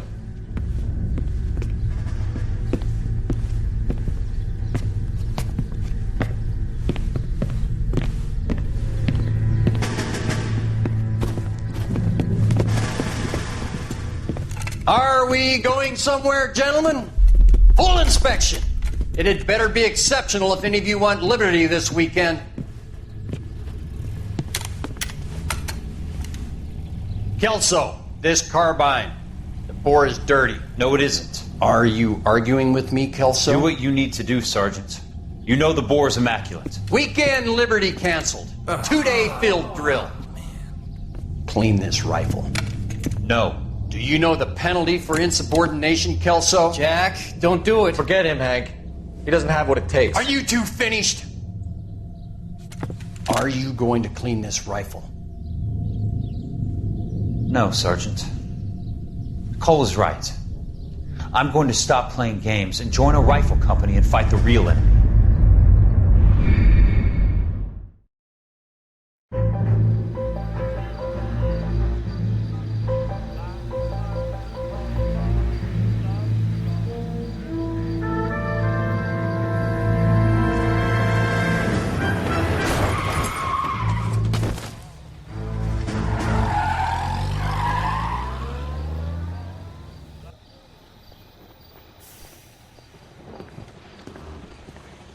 All right, gentlemen, I just got this handed to me. A hit-and-run felony at Ray's Cafe, 208 North Los Angeles. Got a patrolman on site. The coroner's on his way. Get down there, see if you can find any witnesses who can put a make on the car. Need a drink. I got the jitters again. I say we bust in there and find the goddamn evidence. Do you think this lipstick's too light for my complexion? My mother? Very nice. I want to make homicide. You know you still made confess. I don't want to be rude, but I ain't got time for talking. You know the way. You can drive.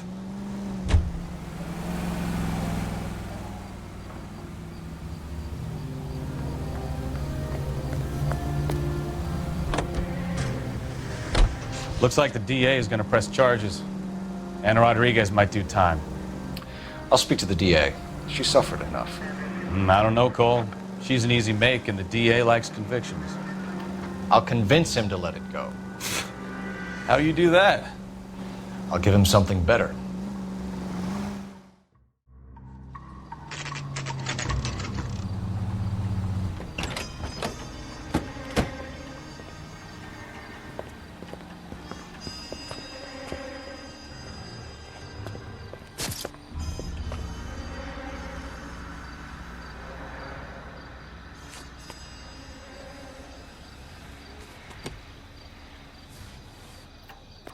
Detectives, over here.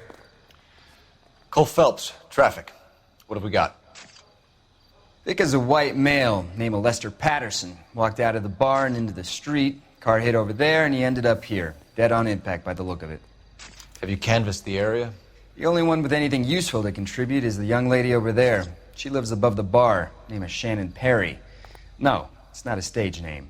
24 years old, she left Kansas to follow the yellow brick road. Is that so? We'll take a formal statement later. Right now, we're going to take a look around.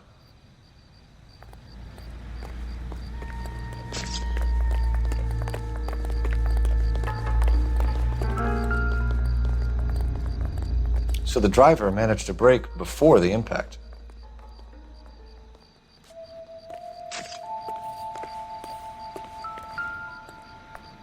This blood is a long way from the body. Car must have been going like a bat out of hell.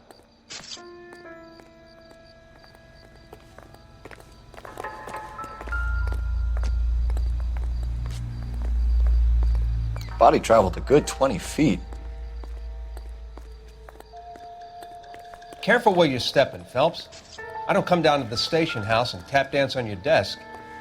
Phelps? I landed on his face and ended up here. The car must have struck him from behind.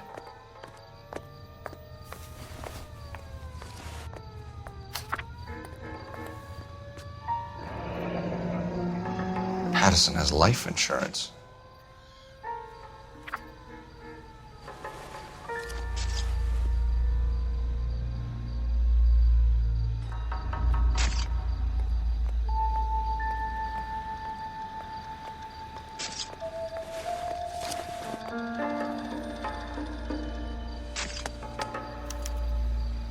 We can notify next of kin.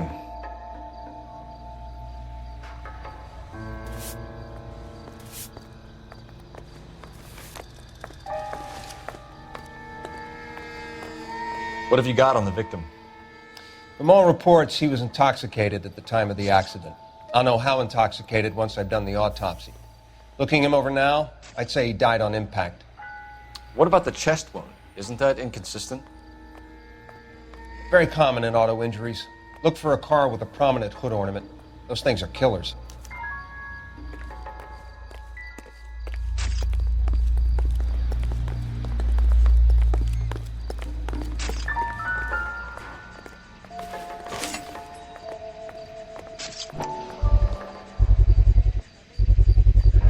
A knife covered in blood.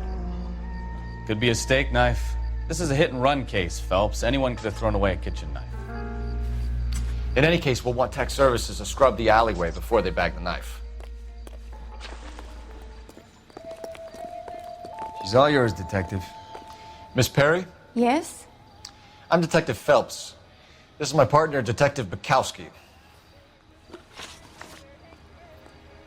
Can you tell us what happened? Well, I came to the window because I heard people arguing downstairs. Then what happened? I saw a car hit that poor man and knock him down the street. What kind of car was it? A dark red Lincoln Continental. Did you see the license plate? Only the first 3 letters, I'm afraid. 3C8. Tell me more about the argument you heard. Well, there were 2 voices. A man and a woman, that's all. Why are you holding out on us, Miss Perry? I'm sorry. I was hoping to tell my story to the newspapers. I'd like to get my picture in the paper. Trying to find work as an actress, and things are pretty difficult. Cough it up, sister. We don't have all night. The people arguing, they were husband and wife. I could tell by what she was yelling. Intimate things. Very embarrassing for the man. Thank you, Miss Perry. Your information has been very helpful. You can go now. You really think so? I hope you find that driver and put him away. You've certainly got away with the dames, Phelps. Give it a rest, Bekowsky. Let's see what the patrons have to say. I'll take the bartender. You work the rest of the room.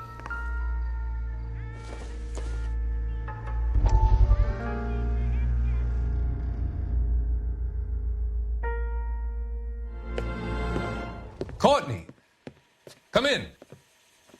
Have a seat. Thanks, Doctor. How are you finding working at the clinic? It's, fine. Are you sure? Can I be honest with you, Doctor? I would hope so, Courtney. I was hoping that the therapy would be more beneficial. Treatment can, unfortunately, be very long-term. So many of the patients here are addicts, Doctor. Many of them have been for years, Courtney. In the past, these people were condemned to sanatoriums. If we can reveal the root of the problem, then we have a chance to help them. And until then, they stay sedated?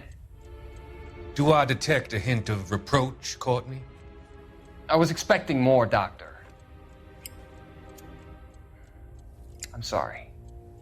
I don't mean to criticize. Part of being a physician, Courtney, is learning to be patient. How is it possible to keep so many of them on their medications, Doctor? Many of their addictions are illegal. Oh, many things in life are gray, Courtney.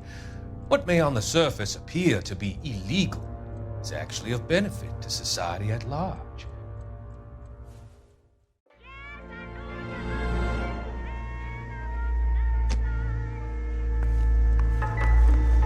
I'm Detective Phelps of the LAPD. How can I help, Detective?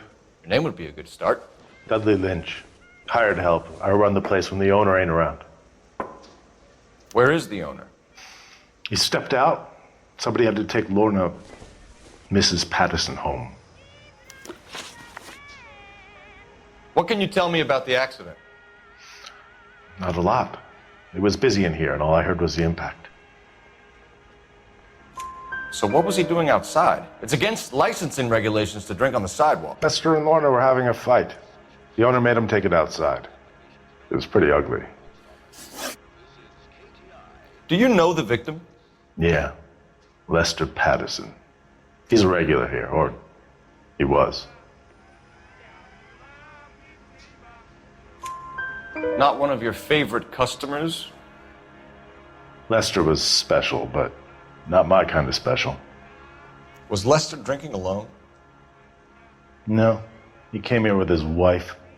She didn't seem too interested in the booze, though. A witness overheard an argument. Lester and Lorna. There's nothing like airing your dirty laundry in public, is there? Why was Lorna Patterson in such a hurry to leave? What is going on here? Lorna was pretty upset, so Leroy took her home. Lorna and Leroy are close. They've been talking about opening a new bar. Leroy? Leroy Sabo, the owner. How long have Lorna and Leroy been talking about this new bar? Who knows? I just served the drinks. Bartenders hear all sorts of things. Are you going to tell me, or do we have to start playing rough? When Lester was drinking, he treated Lorna like dirt. He gambled away all their money. Lorna pitched Leroy about the bar. I don't know how interested he is. Is Leroy doing well? Hell no. The only thing keeping this place afloat are the poker games. Thanks for your help, Lynch. I'm going to need you to sign a statement with the patrolman. Sure, no problem. You get anything out of the regulars? They weren't giving too much away. They liked watching Lester and Lorna go a few rounds every other day. And Lester was a fan of the love tap.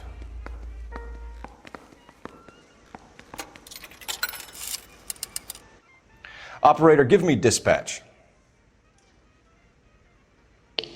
Putting you through now.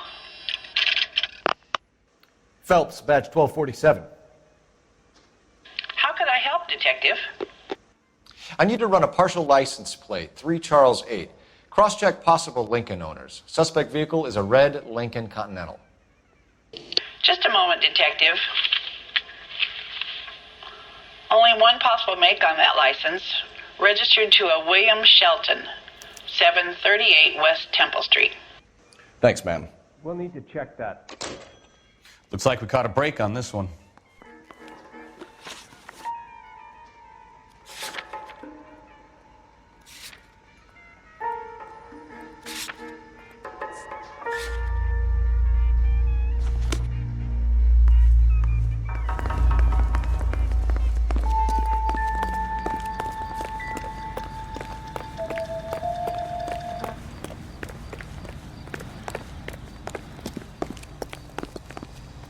You drive. I need to go over the case notes.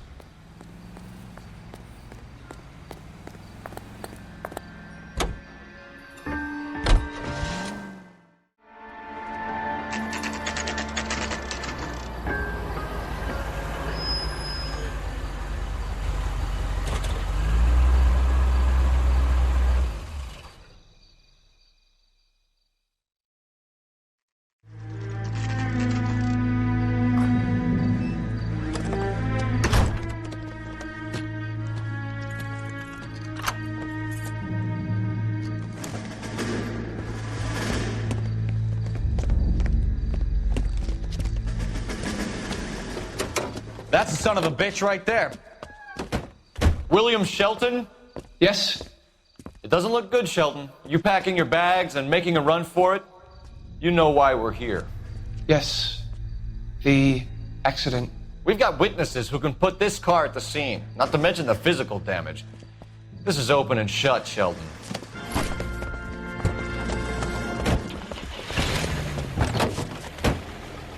That coward thinks he can run from everything.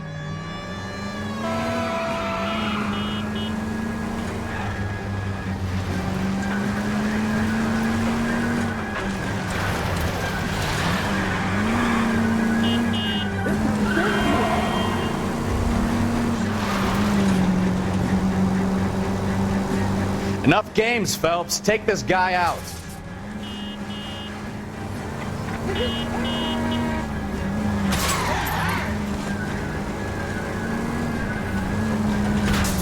No wonder he killed someone, driving like this.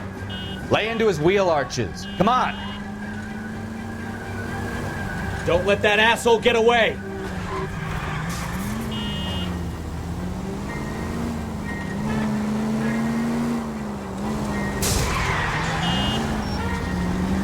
Are you liquored up? You nearly knocked me down.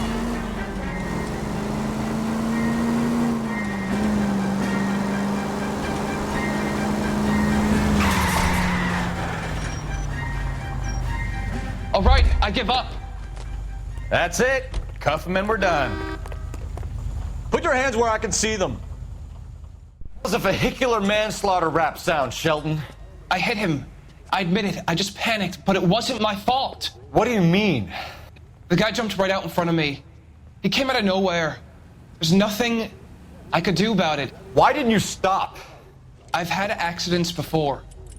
That's it. We're done here. The DA is gonna love you. They weren't all my fault.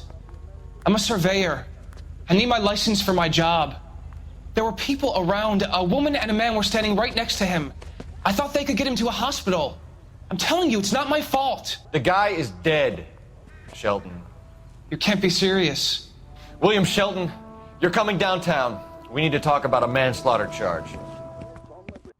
Leave the coroner and the paperwork. Procedure can wait. We should probably go speak to the wife and let her know what's happening. Okay. You become all heart at the prospect of paperwork, don't you? You're behind the wheel.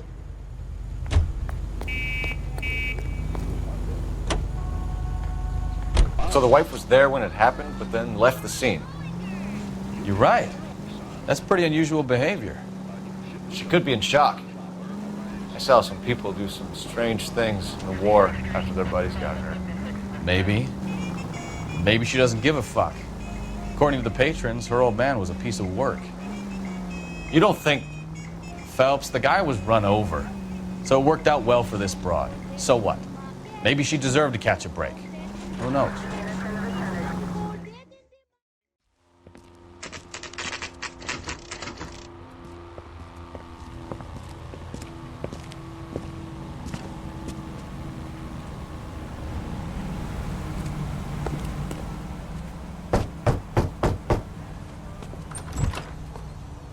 Yes? Hello? Mrs. Patterson. Is this about my husband? We're investigating the incident, ma'am. I see. Come in, won't you?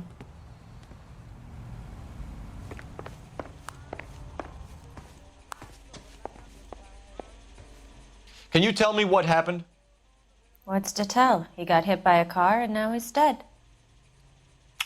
You don't appear to be too upset about the fact. Lester and I met on a furlough in '44. We got married that weekend. People don't understand it now, but that happened a lot back then.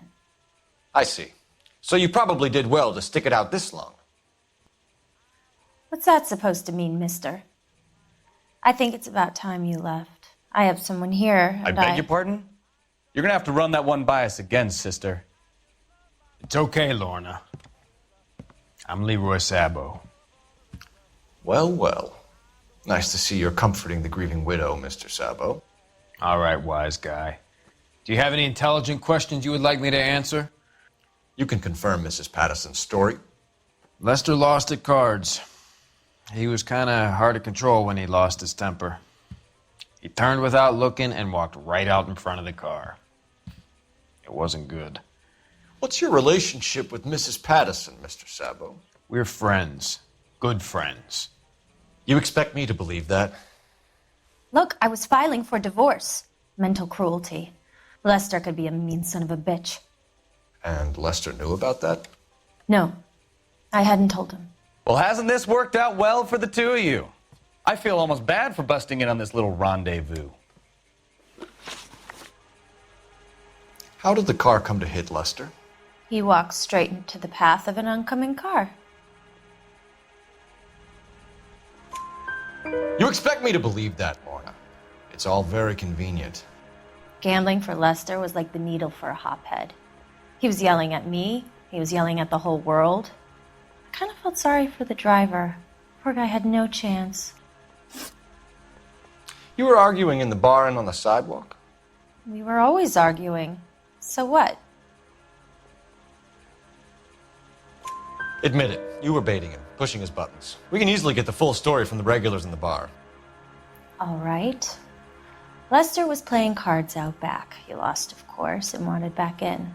He suggested I earn the money on my back to get a mistake. That was the proposition he was putting to his so-called buddies. So maybe I was a little angrier than usual. Let's just say I took exception to his idea. The bartender said that you and Leroy were planning to go into business together. Can you explain how you'll get the money to do that? I have a little money saved away. You're being economical with the truth, Lorna. You want to back that up, little man?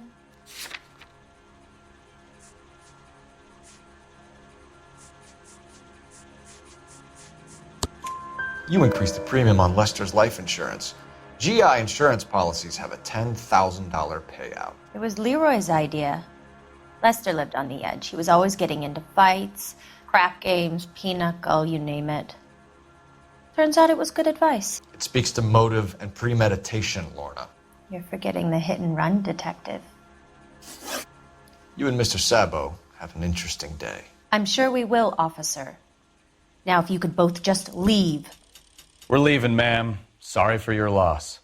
I can see what a tough time you're having with all this.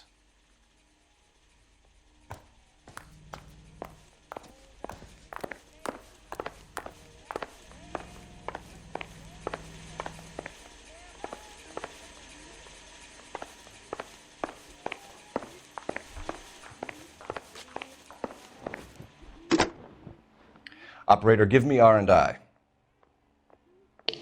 Putting you through now. Phelps, badge 1247. How could I help, Detective? Any messages? Just one, Detective, from the coroner. Message reads, Phelps, see me at Central Morgue immediately. Results of the Patterson autopsy. Thanks.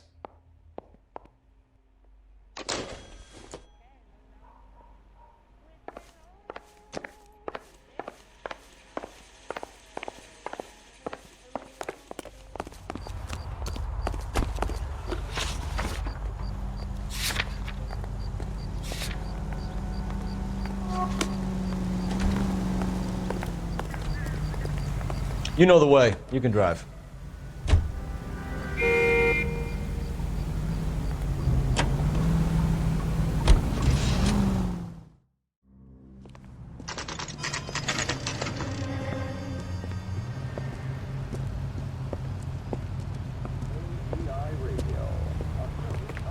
Two peanuts are walking down the street. One was assaulted. That broad has socks in it, Bruce? We can put the driver in front of a judge in less than a week. You'd be making a big mistake. Run that by me again? The victim was dead before the car hit him. 2 puncture wounds to the right side of the thorax. Second puncture reached his heart. You're kidding me. Been doing this job 23 years, son. No one's ever laughed at one of my jokes. He was stabbed to death? Long, sharp knife. Length of a bayonet. We found a knife in the alleyway. Where is it now? Was it bagged? By Patrolman Kaplan. Perfect. I'll get you a definite match. Jesus, we got him. Murder 1. We were right there and they tried to stare us down. Now they'll both get the gas chamber. We have the knife, we have the coroner's report, and I bet we could roll Sabo as a witness. Let's bring her in. What the hell?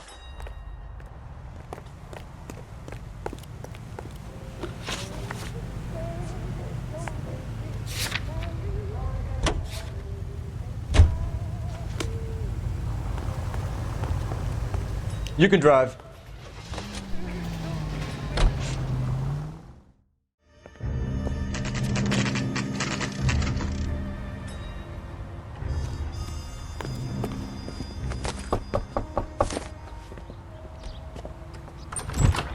We've spoken to the coroner, Mrs. Patterson. He confirmed your husband's cause of death. We'd like you to come downtown and answer some questions. It wasn't me. It was Leroy's idea. Leroy stabbed him. I had nothing to do with it. Where is Leroy now? He's in the bedroom. You're very good, Lorna. Put the gun down, Leroy. If you do something stupid now, you don't stand a chance in front of the grand Nice of jury. you to give me up, sweetheart. All that whispering in my ear telling me how we had to get rid of him, how good it could be, all the money we could claim, all that planning, how to get him into the street, how to make it look like an accident. For God's sake, you had Leroy, all shut the up. bases covered, baby. I had nothing to do with it. You think I'm gonna fry for you, He's a Lorna? crazy man. Shoot him. Shoot him, for God's sake. It's too late, Sabo.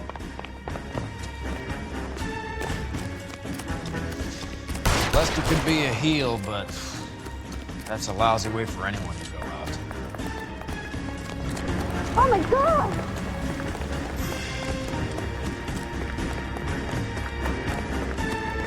Sabo, stop or I will shoot.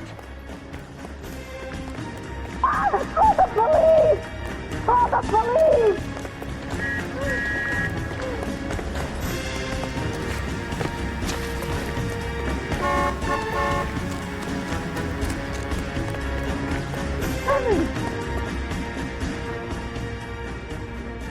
You come any closer and I will pull the trigger. Put the weapon down now. Help me!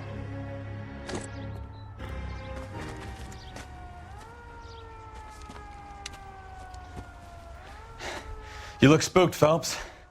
I thought you'd been under fire before. It never gets any easier, Bekowsky.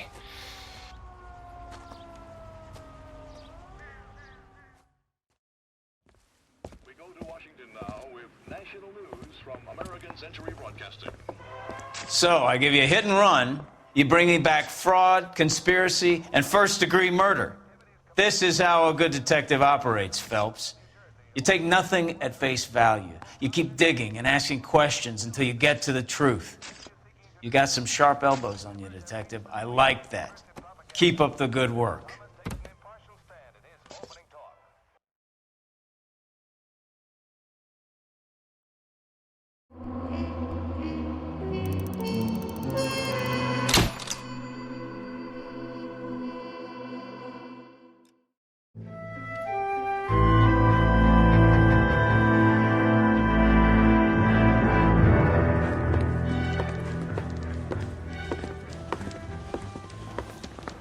Phelps, Bekowsky. Beat cop says he located a green Kaiser Fraser from the hot sheet. Address is 6 West 2nd Street. Get over there, see what you can find out. Go on. Sorry to inconvenience you. We're on it, Captain.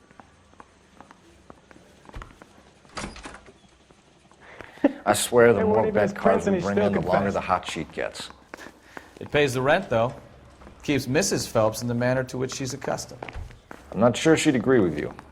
Passionate romantic type like you, Cole?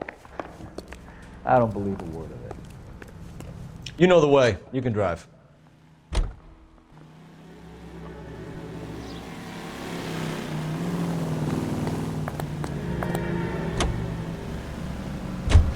They're calling her the Dahlia now. Wonder what Veronica Lake makes of that one. What a case. You hear whether they're making any progress? But Captain Donnelly seems to think they have it all wrapped up. Brown and Green are sweating this Manley character. I heard it'll be in front of a grand jury by next week. Poor thing. Terrible enough being murdered like that without having their death strewn all over the front pages.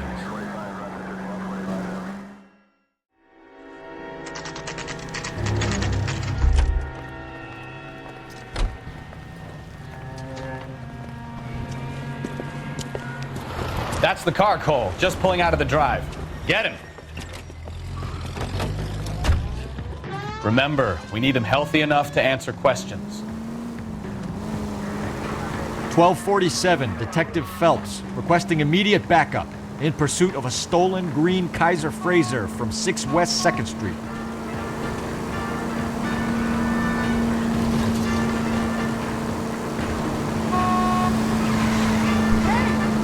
Lay into his wheel arches. Come on.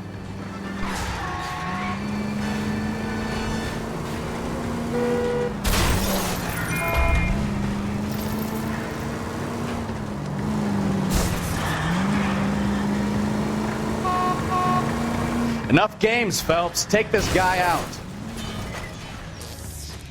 All right. Maybe I was a couple miles over the speed limit. Hands behind your Get head. bracelets on him, Phelps. I'll call it in. Why did you run from us? I saw a big car in my rearview mirror with 2 tough guys bearing down on me. What would you do? What's your name? Cliff Harrison. You're under arrest. For what? What are you talking about? Nice try. I'm talking about the car being stolen. You're out of your mind. I bought the car, and I've got the paperwork to prove it.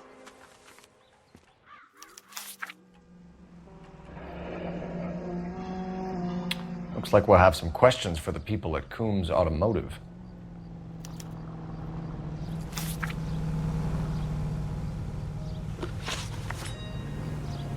You purchased this car from Coombs Automotive Company? Yeah, that's right. And the ownership papers? From the same place.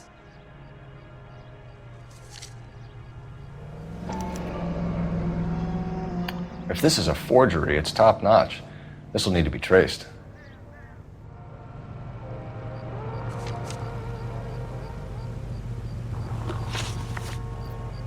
You have a criminal record, Mr. Harrison? No, nothing like that. You better give us something, Cliff, or we're gonna make this hard on you. I didn't steal the car. I ran because I've got some wacky-backy in the glove compartment. How much, Cliff? 1 reefer.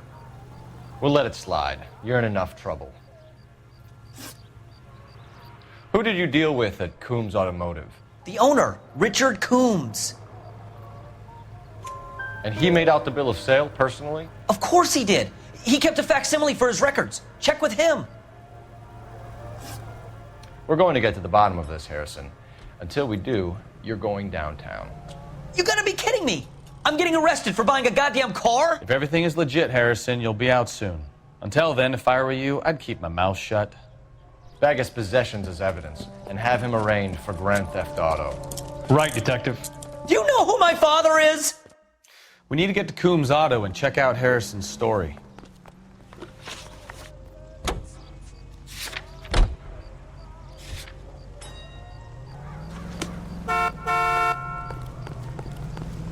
You drive.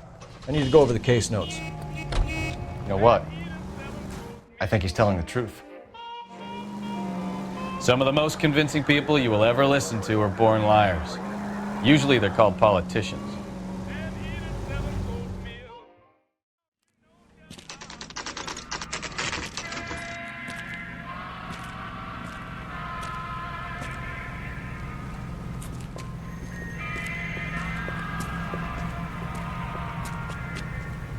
Not another step. I have got a Buick Century sedan that would be absolutely perfect for you. Detective Phelps, LAPD, are you the owner? That's right. Richard Coombs at your service. You looking to trade in a black and white, boys? Mr. Coombs, we're investigating an auto theft. A man by the name of Cliff Harrison claims he bought the car here. Well, some people would say that my cars are a steal. That's a joke, son. Very amusing, Mr. Coombs. I remember Harrison. It was a green two-tone Kaiser Frazer, if I remember rightly. Do you have the bill of sale? It's in my office. Walk this way.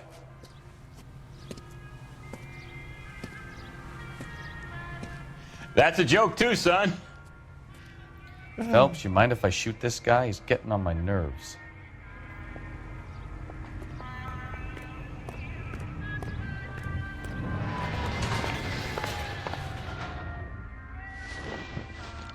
Here it is.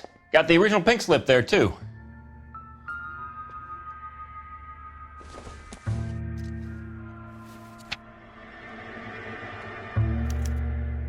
Gene Archer, 146 North Fremont Avenue.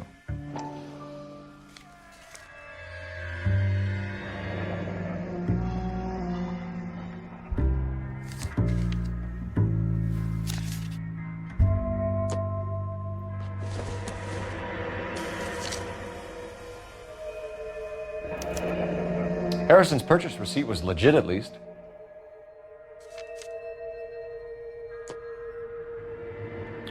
We have a couple of questions. All right, fellas. Shoot. Can you tell us how you came to buy the car? Girl just wandered in right off the street. Nothing unusual about the car. Not really my usual type of vehicle. The price was certainly right, though. Nice girl, but about as sharp as a bag of wet mice. Did you pay with check or cash? A check. She wanted it made out to cash, but I insisted. Man has to watch his cash flow. What name?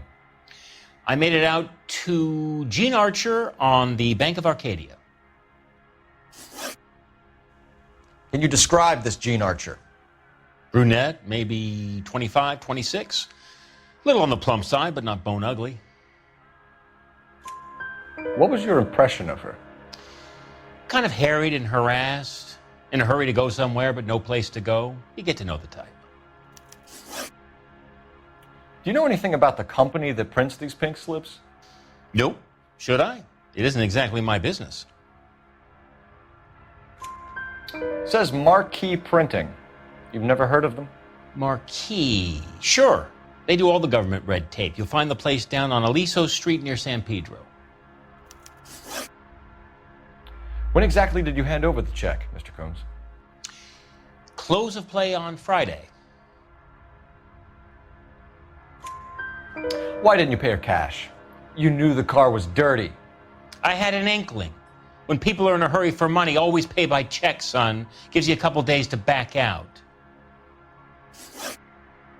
This was all above board. Yes, of course it was.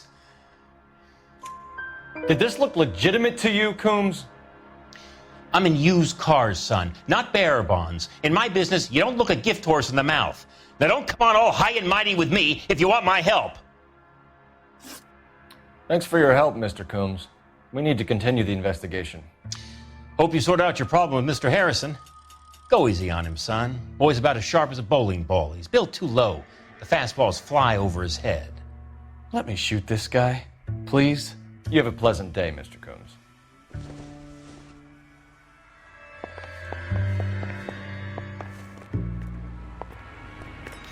Well, Harrison might be off the hook, but we can still run an APB on Gene Archer. Get on the horn and call it in.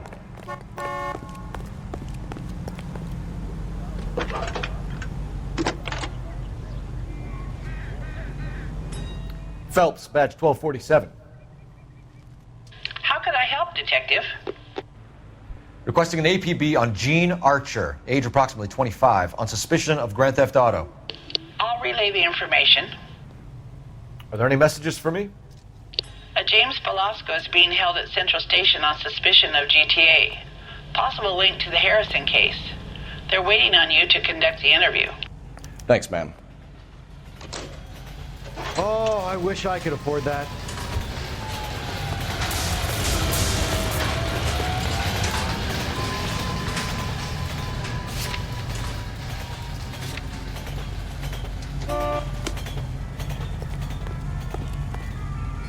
You're behind the wheel. Here's a chicken and egg question for you.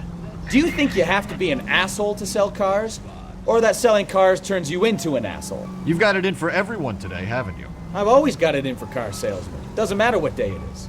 And why do they always think they're comedians when they're about as funny as a heart attack? Maybe the more annoying they are, the quicker you sign on the dotted line, just to get the hell out of there.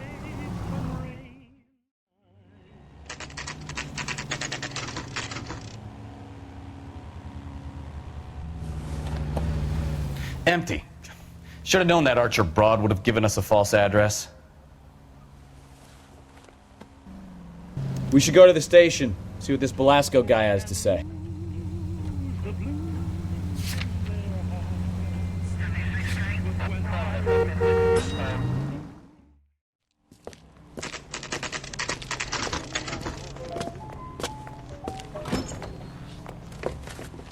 Detectives, Belasco is prepped and ready in 2. Another stolen car with legit papers. Thanks. Am I gonna get out of here tonight? Parker or Green? I don't know who these were.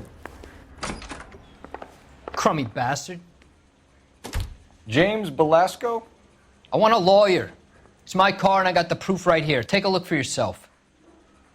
Skeleton goes into a bar and orders a beer and a mop. The paper is real enough, Belasco, but the car isn't yours. This pink slip is a forgery.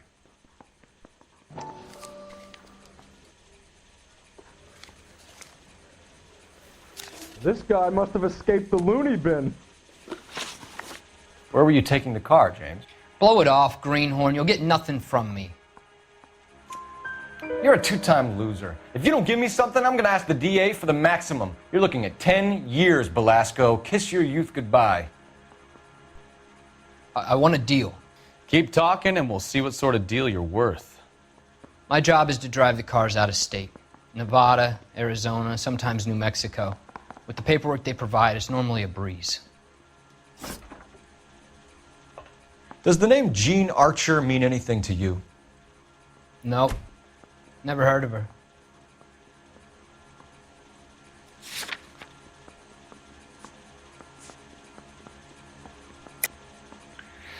You're a liar, James. Say that again. I'm telling the truth. I don't know the broad. So that's why you both have the same address printed on your pink slips. She's a mule for these stolen vehicles, genius. Same as you. Jesus. All right, I know her. Stupidest broad I ever met. Always cooking up crazy schemes. I don't know why those guys use her. You happy now? What happens to the cars once they cross over the state lines? I don't know. I just deliver them. Give me something, Belasco, or I'll take you back to the cells and tell the whole station you're a child molester. How long do you think you'll last? Okay. I hear you. The cars get sold in Chicago or back east. Sometimes I bring back cars coming the other way. Where do you pick up the cars, Belasco? Warehouses. Mainly in East downtown. An address, Belasco. You want my help with the DA? Cough it up, now. A place on Industrial Street. I don't know the number. You're gonna help me out, right? Keep talking, kid, and we'll see what we can do. All right, James. We're gonna check if this information is worth anything. And if it is, I need your help here, pal. If it is, then we'll know you're a man of your word, and so will the DA. You're Phelps, right? Yes, I am. Look, can we do this later? I'm in the middle of it. Ray Pinker. I'm with Technical Services. The pink slips are all real. Yes, we know that. There's only one company that prints them in California, the Marquee Printing Company. They've confirmed that the numbers are legitimate. You've checked them out? Sure. They're on Aliso Street, near the corner of San Pedro. The guy I spoke to was Lightval. Gordon Lightval. Here, I wrote it down. Thanks, Ray. This is a great lead. We'll get down there as soon as we can. Hey, you think those Vice boys get any on the side? We wanted to move in together when we're not even Your GTA married. suspect, Gene Archer, spotted by a patrolman. Western Union office, 253 South Hill. Less than a minute away down the street if you run. Go! She won't hang around. Can you drive to this one?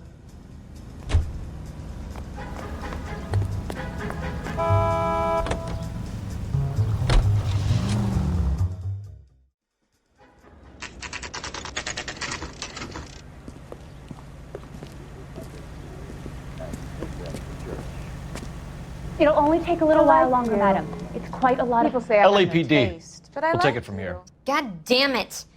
Everyone's against me. Look, just let me get my money and get out of here, okay?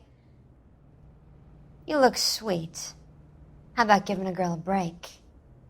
I could be very nice. I'm afraid I can't do that, Miss Archer. Stefan, call for black and white. Just my luck to get the only hair sure cop in the LAPD.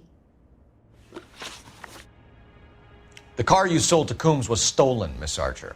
There won't be any money. I handed over all the right paperwork when I sold it, Buster. Jean, you've blown open the whole operation because you were dumb enough to try to sell one of the cars. What do you think they're going to do to you? Give me something. I was just doing what they do.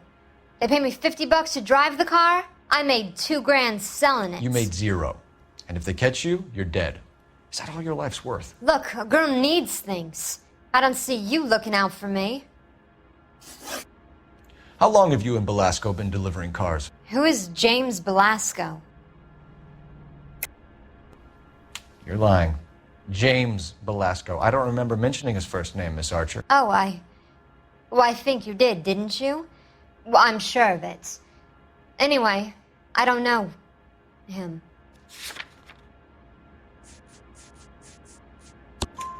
You aren't sharp enough to lie to me, Jean. You and James Belasco share the same address on your pink slips. We have him in a cell. Okay, so I know the creep. The pink slips are real. The home addresses are always vacant lots. Bigelow is always boasting that the paperwork is legit and that if we stick to our stories... And don't try and sell the car? Yeah, that too. Tell me where you picked up the car, Miss Archer. Look, I can't remember. Let me go, will you? Please. What have I got to do? Trying my patience here, Jean. I'll have the reporters down here and have your picture in all the papers. You'll have nowhere to run. All right already. I get the message. I pick up the cars from a guy named Bigelow. 58 Industrial Street. Big warehouse, full of goons. Now you've got what you want. Can I go? Please? No, you sure can. We've got a car waiting outside for you. Some career advice, Jean. Get out of crime. Marry someone boring who has money and will find you captivating. Is this guy for real? He takes a little getting used to, but yeah, he generally means what he says.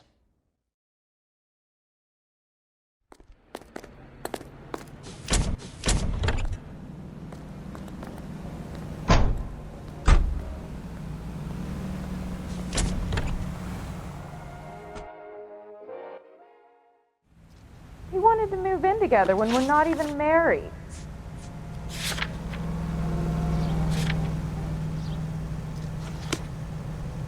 I really have to get this finished. You can drive.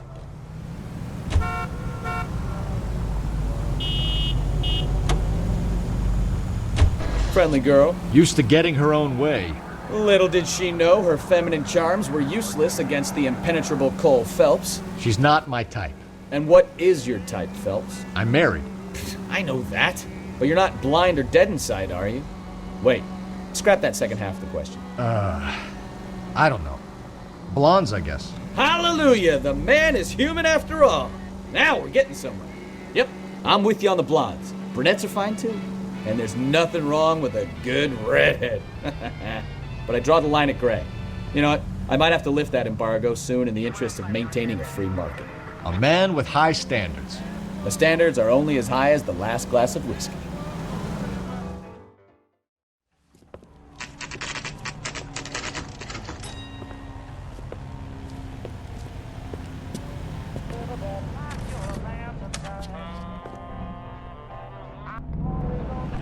Oh, I wish I could afford that.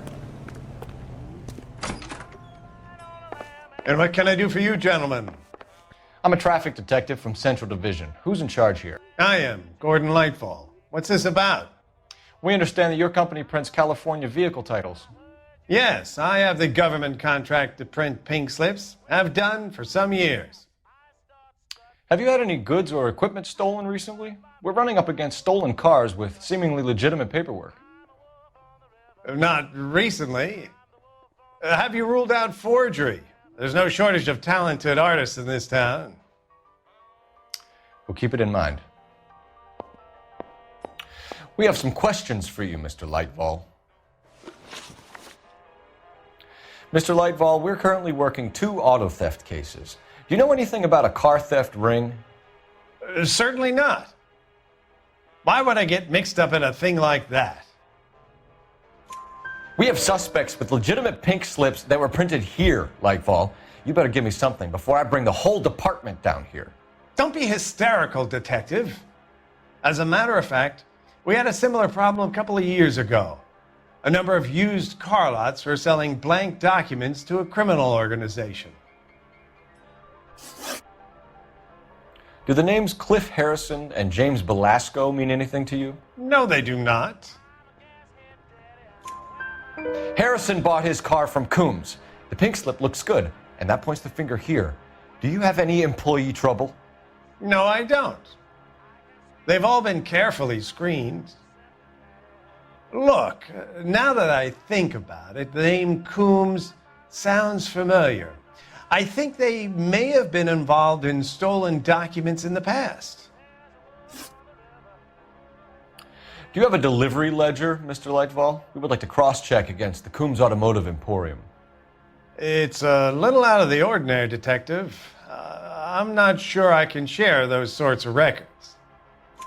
Hand it over, Lightfall. You don't want us having bad thoughts about you, do you? Very well, but this really is irregular. Over here.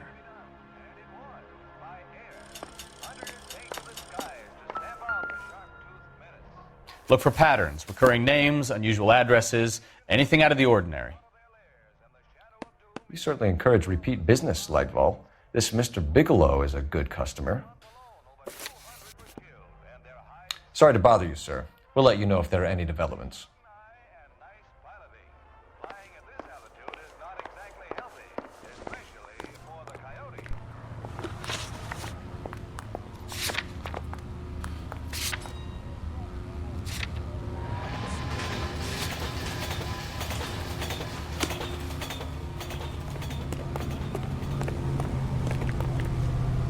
You know the way. You can drive. I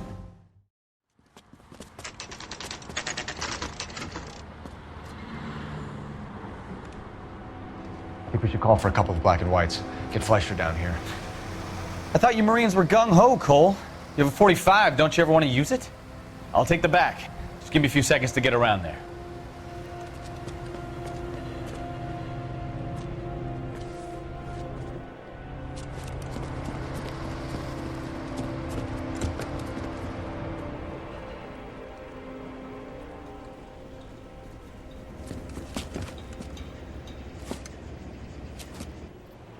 Cole Phelps, LAPD. All of you are coming downtown with me. Think so, huh? Look sharp, it's the cop!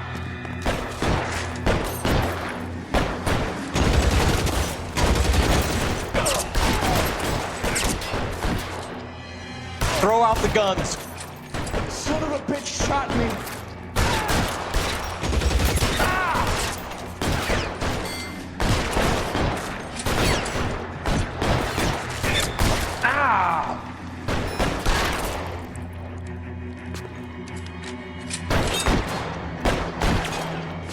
Move, move! I got you now, motherfucker.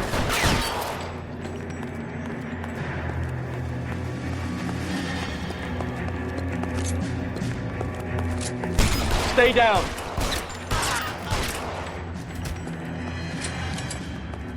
Let's clear the top floor. I don't want to get drilled in the back on the way out.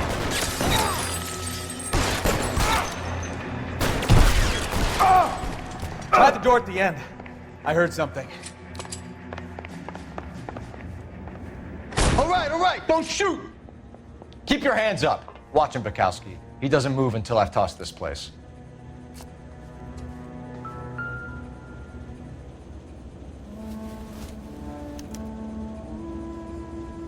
Marquee Printing Company.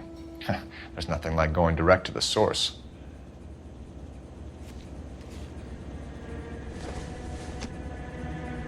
A betting slip. Looks like Mr. Lightfall has been on a losing streak.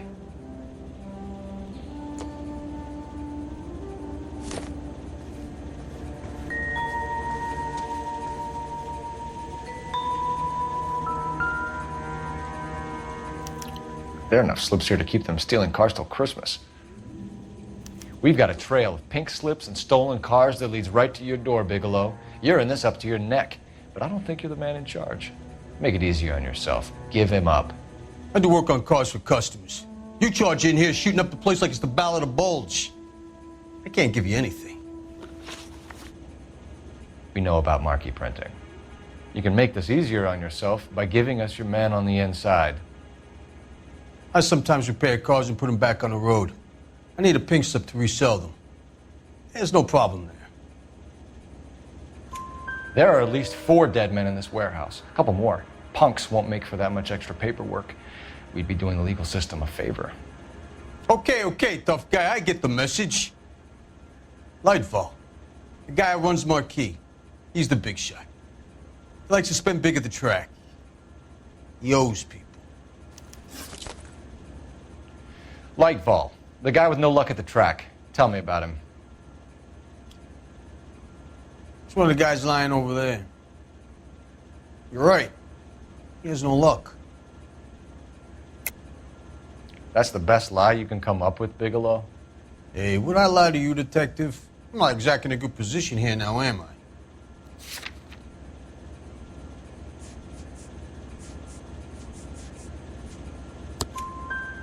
Gordon Lightfall owns Marquee Printing, a government print shop.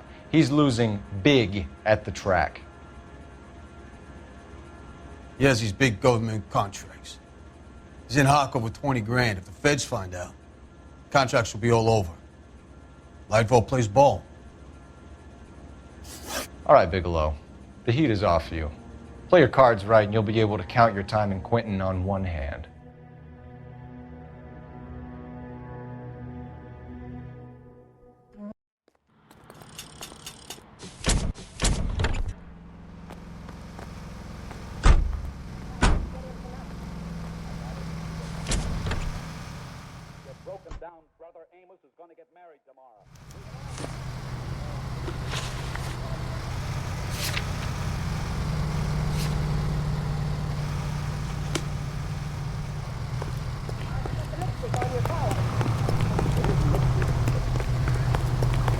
So what's going on over there?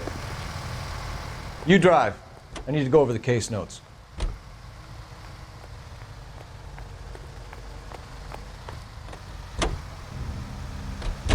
What a mess. Gonna take some cleaning up, that's for sure. I wish it hadn't gone that way. Well, they shouldn't bring guns to work with them. We didn't have a lot of choice. You have to admire the barefaced cheek of someone who tries to blow your brains out one minute, then pleads innocence the next. Yeah, especially when he's surrounded by evidence. You know, guys like Bigelow spend so much time convincing themselves that they're not doing anything wrong that they actually start to believe their own bullshit. They get sloppy. Bigelow, Lightfall, all of them. If they hadn't, who knows how long they could have kept this racket going. Complacency or greed. It's always one of the two that brings them down.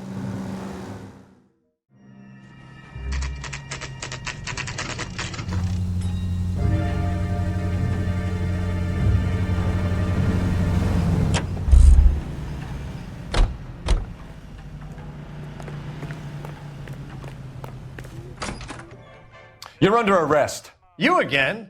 This harassment is starting to wear thin. We found a box of pink slips in a warehouse full of hot cars. You signed for them, Lightfall. I signed for all the orders and deliveries.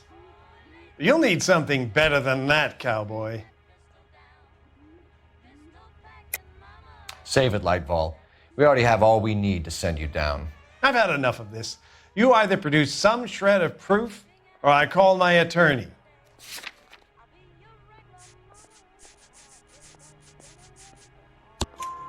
You're in the hole with the organization. We know about the debts, Lightfall. I agree, I have a small problem. I'm prepared to help you in any way I can, Detective. I'll name names. I need you to keep this out of the paper. You need to shut up now, Lightfall. Gordon Lightfall, I'm charging you with conspiracy and fraud. Hands behind your back. The LAPD Central Traffic Division has today smashed a nationwide auto theft ring, writes crime correspondent, blah, blah, blah. Oh, here it is. Traffic squad detectives confronted a large group of armed thugs. After an exchange of gunfire, more than a dozen dead criminals were removed from the scene. The LAPD sustained no casualties. Damn fine work, Phelps. Now get out there and nail some more bad guys, will you? I want to finish reading this.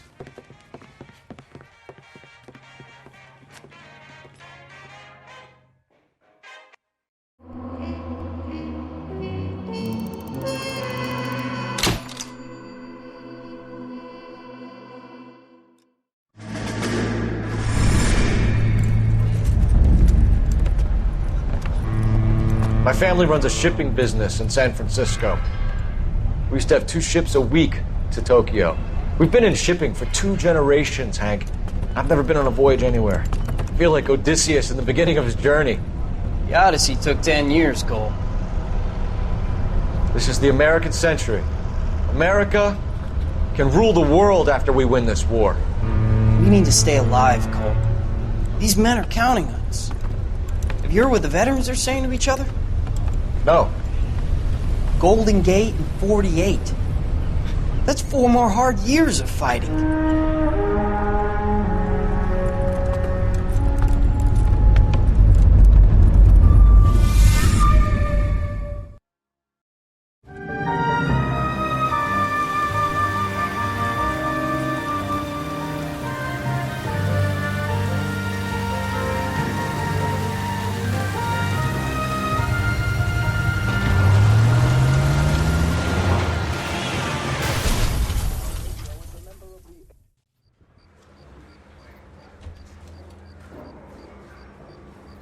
Phelps, Bekowsky, you have a new case. 2 women, possible drink drive. How is that a case?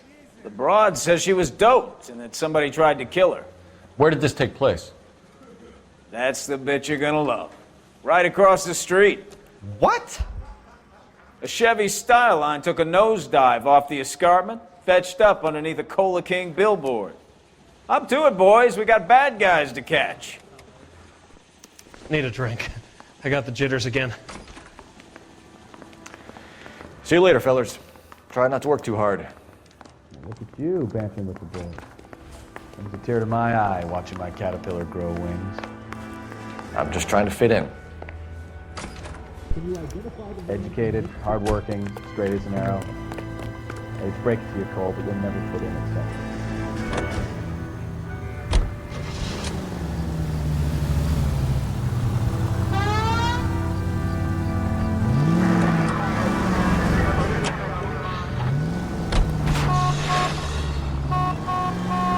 You know, we might get there quicker if you use the siren.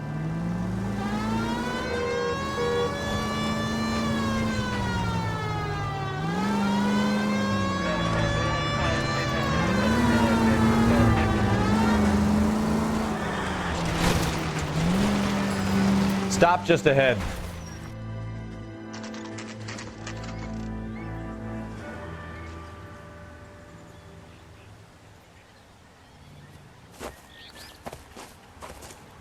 Her face looks familiar. Well, that's June Ballard, Tarzan's sister, beast of the Amazon. She's married to Guy McAfee. The captain has moved to Vegas now, but the 2 of them still have juice. Phelps, traffic. Detective Phelps. Hey, Bekowsky. Long time no see. You could have called this in by megaphone, Enrique. Phelps, this is Enrique Gonzalez. Enrique was a pretty decent middleweight. What do we have, Gonzalez? Broad drives right through the empty lot and off the side of the escarpment. Her story is that a movie producer doped her and her friend and sent the car over the cliff. Was anyone hurt? Driver's beat up. Not too bad considering. If she hadn't hit that billboard, we'd be scraping both of them off the pavement. Passenger's a Jessica Hamilton. She's just a kid. She's pretty knocked around. Kid gonna be all right? I think so. They've taken her to central receiving. If you want to take a look around, I can stall the ambulance. Thanks. Do that. One more thing. Watch out for the driver. She cuts rough. Hey! Out of the way, bub! If you're looking for the coroner, he's down by the crash site.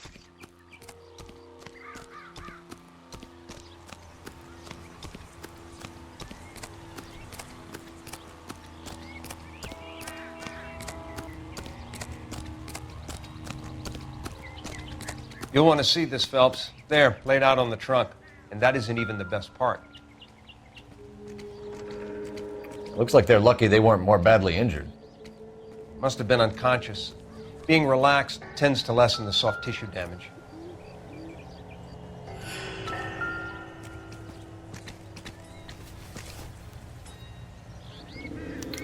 They've been torn off. Where did you find them? They were stuffed in the young lady's handbag. I'll run a trace for semen when I get back to the lab.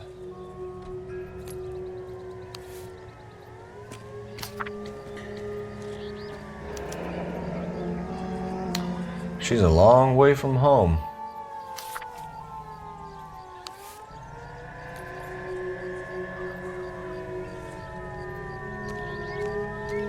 Drunk driver?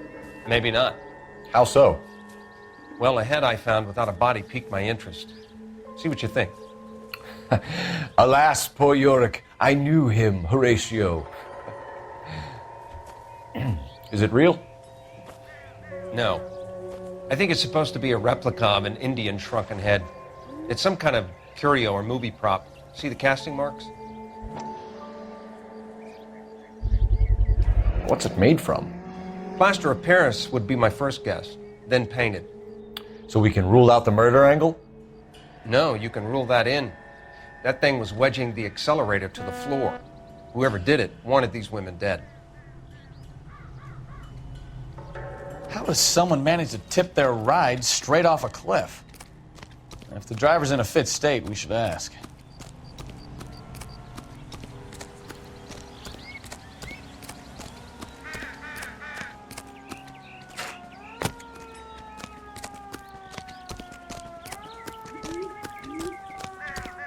Mrs. McAfee, we would like to ask you a few questions, if that's okay.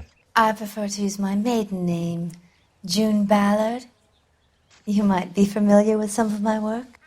Can you tell us what happened here? You're kind of cute for a cop. Maybe a bit on the serious side. What about me, June? I'm a big fan of You? Beast of... I don't like. Keep out of this. We understand that you're still suffering from the effects of the accident, Mrs. McAfee. The officer says that you claimed that you were drugged. Who did this to you? That rat slipped us a Mickey Finn. It's no wonder I feel so dopey. I can't remember. It's a serious offense to withhold information from the police during a criminal investigation, madam. I told you to call me June. You're making me feel like an old lady. And don't bother your handsome head about this. My husband will settle the score with Mark Bishop. What can you tell us about the passenger in your car? Jessica Hamilton. Poor Jessica. It's been a rough day for her. She's desperate to break into movies. What more can I say? I think you're lying, Mrs. McAfee. I think something happened to Jessica yesterday before the crash. I'm offended, Sunshine. Do you have any proof?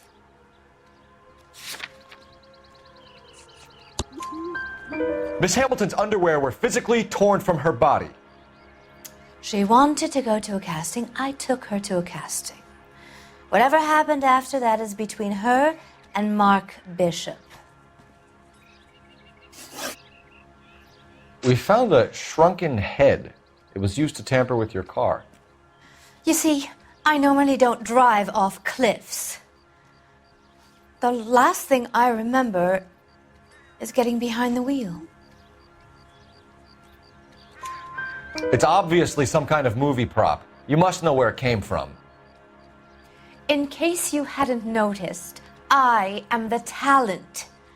And the talent doesn't deal with props or sets or any of that kind of stuff. Why don't you ask Mark Bishop which prop house he uses? You mentioned a Mark Bishop. You think he might have had something to do with this? He is a movie producer. As for his involvement, you just leave it to me and my husband to worry about. I want to know what happened between you two that made him want to commit a double murder. Bishop offered me a part in his picture. Then he withdrew it. Fact is, we had a deal. I pressed him on it, and this is where I end up. Mrs. McAfee, I think it would be in everyone's best interest if you accompanied Patrolman Gonzalez back to the receiving hospital. I'm going to be okay. These guys can take me home after my lawyer and I have talked to the news hounds. Mrs. McAfee, you are still under the influence of narcotics, and you're likely to go into shock once the drugs wear off. And I thought you were a heel. It's nice of you to be concerned. I think we're good here. Let's go see what we can shake out of the kid.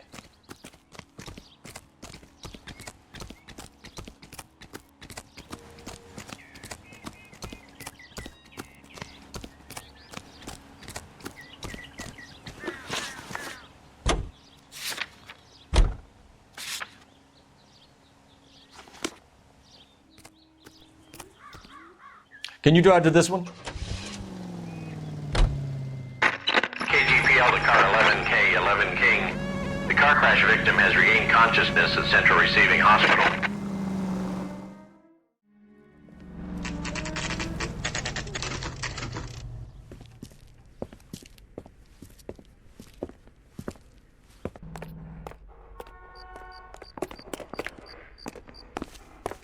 Is he gonna be much longer? Hello, Detective Phelps, here to interview a Jessica Hamilton. Jessica Hamilton. Oh, yes. She's in the room, right behind you, Detective. Do you think you could manage a little to eat? You can't hold me here. Hello, Doctor. I'm Detective Phelps. You're attending to the young lady from the auto accident? Yes. She's conscious now, but I doubt she'll remember much. She's still feeling some of the after effects. Jessica was drugged? She certainly was. Chloral hydrate would be my guess, and there's clear evidence of abuse. She's still a minor, Detective. Someone planned a double murder to cover up a statutory rape? Swap 7 years for life and gets Guy McAfee on their case? Doesn't make much sense to me. I guess it depends on what they had to lose. Has there been an accident? You feeling better since this morning, Jessica? A little. My head still feels swimmy. Hello, Jessica. My name is Cole Phelps. I'm a policeman. I'd like to talk to you about your accident, if that's okay. Okay. Can you tell me what you remember about the crash?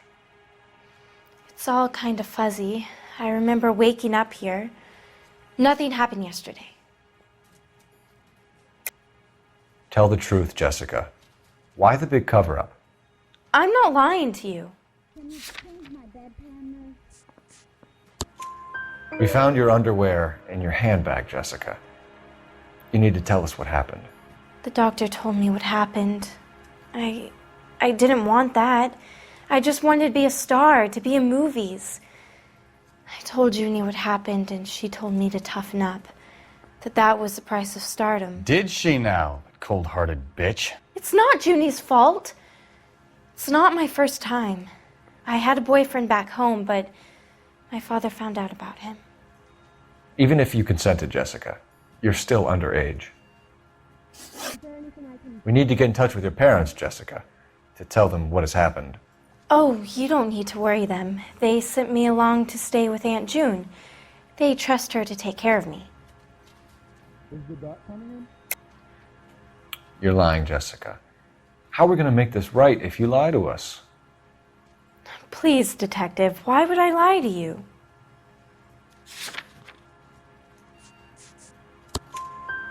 Because you're a runaway, Jessica, and you don't have your parents' permission to be here.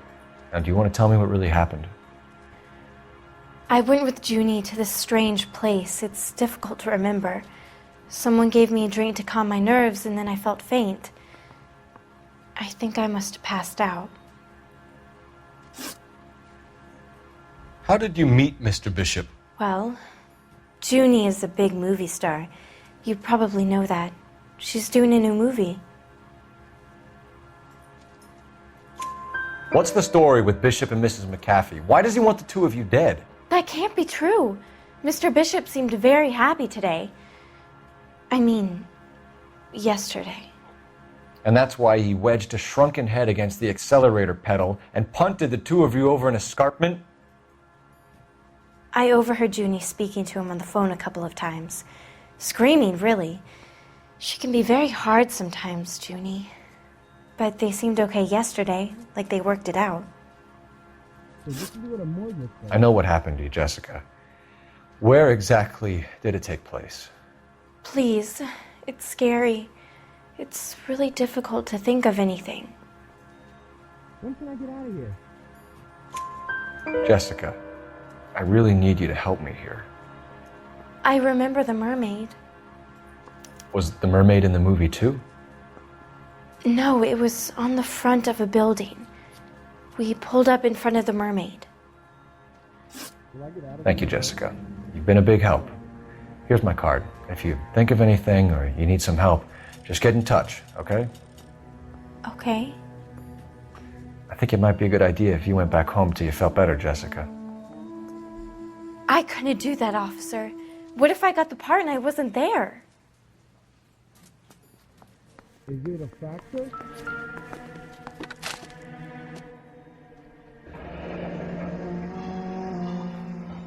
Do you have time to help me?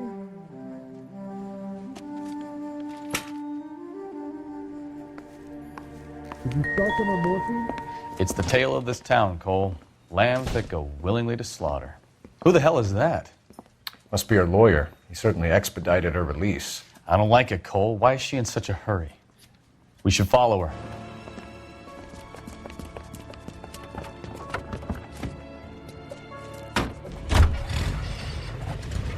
There she goes. Come on.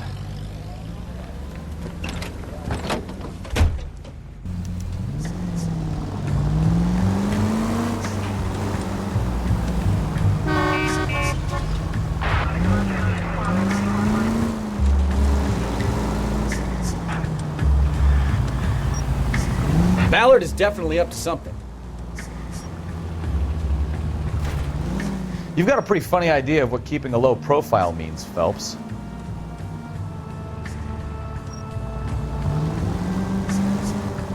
She seems to have made a remarkably speedy recovery.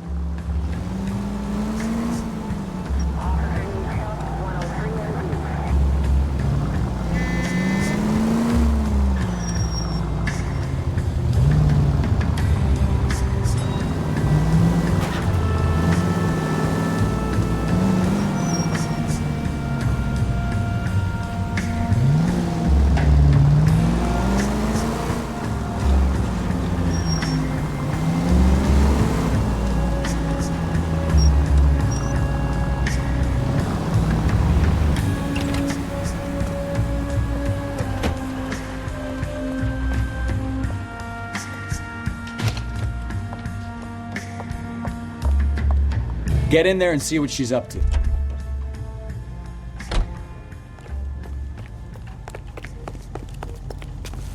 She wants a 5-star goddamn wedding.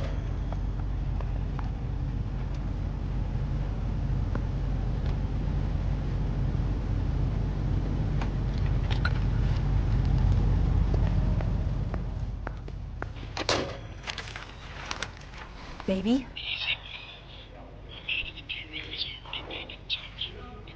No! I don't want him taught a lesson. You know what I want. Well, then make someone else do it! You still know people out here, don't you? Then make some calls!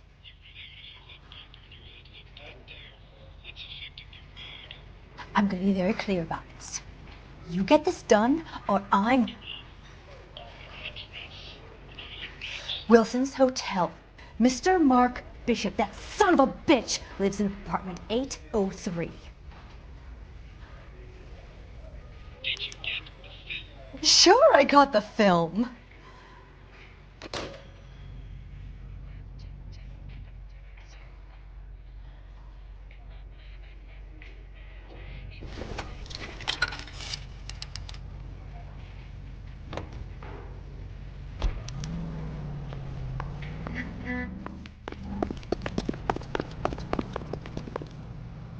You're behind the wheel. So where you want to go? So what's the story? I'm guessing she didn't stop for light refreshments. She made a call. Sounds like Mark Bishop has a heap of trouble headed his way.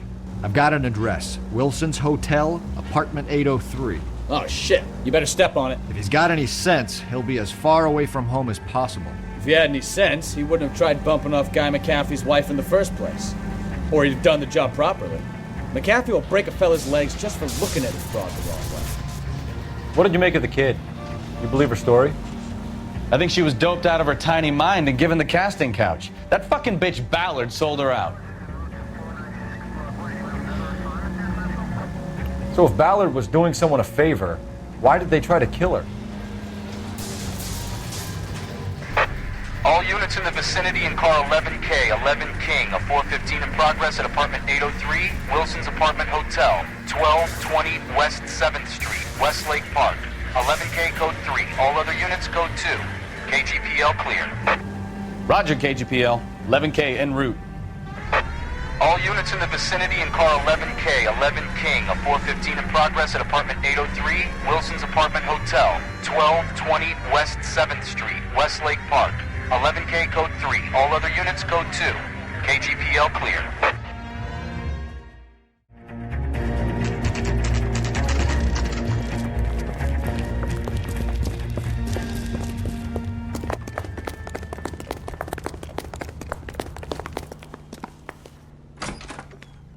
I'm Detective Phelps. We received a call about a domestic disturbance in apartment 803. Oh, the detectives. Listen, Mrs. Bishop's pretty upset. Take the elevator and then left down the corridor. It's the last door on the right.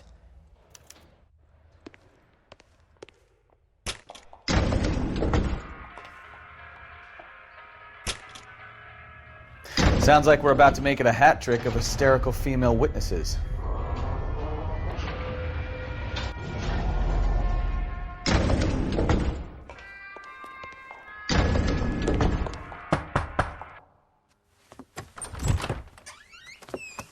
LAPD, ma'am. Are you in danger? I'm all right now. You just missed them. Horrible, awful men. Are you injured, Mrs.? Mrs. Bishop. Gloria Bishop. Please, come in, officers. I'll just need to sit down for a moment. Forgive me. That's perfectly normal, ma'am. Just look at this mess! We'll take a quick search of the premises, ma'am. You take a moment to gather your thoughts. I will. Thank you, officer.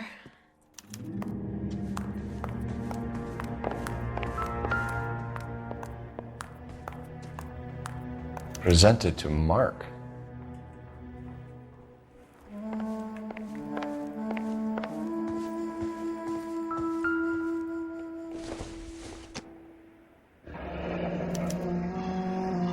What do you have to do to earn $20,000?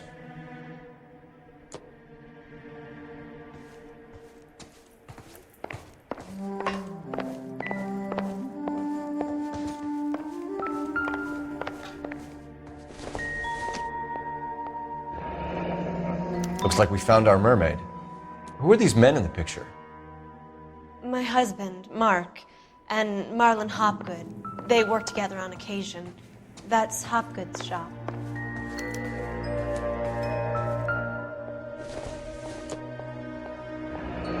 Looks like the old movie set downtown.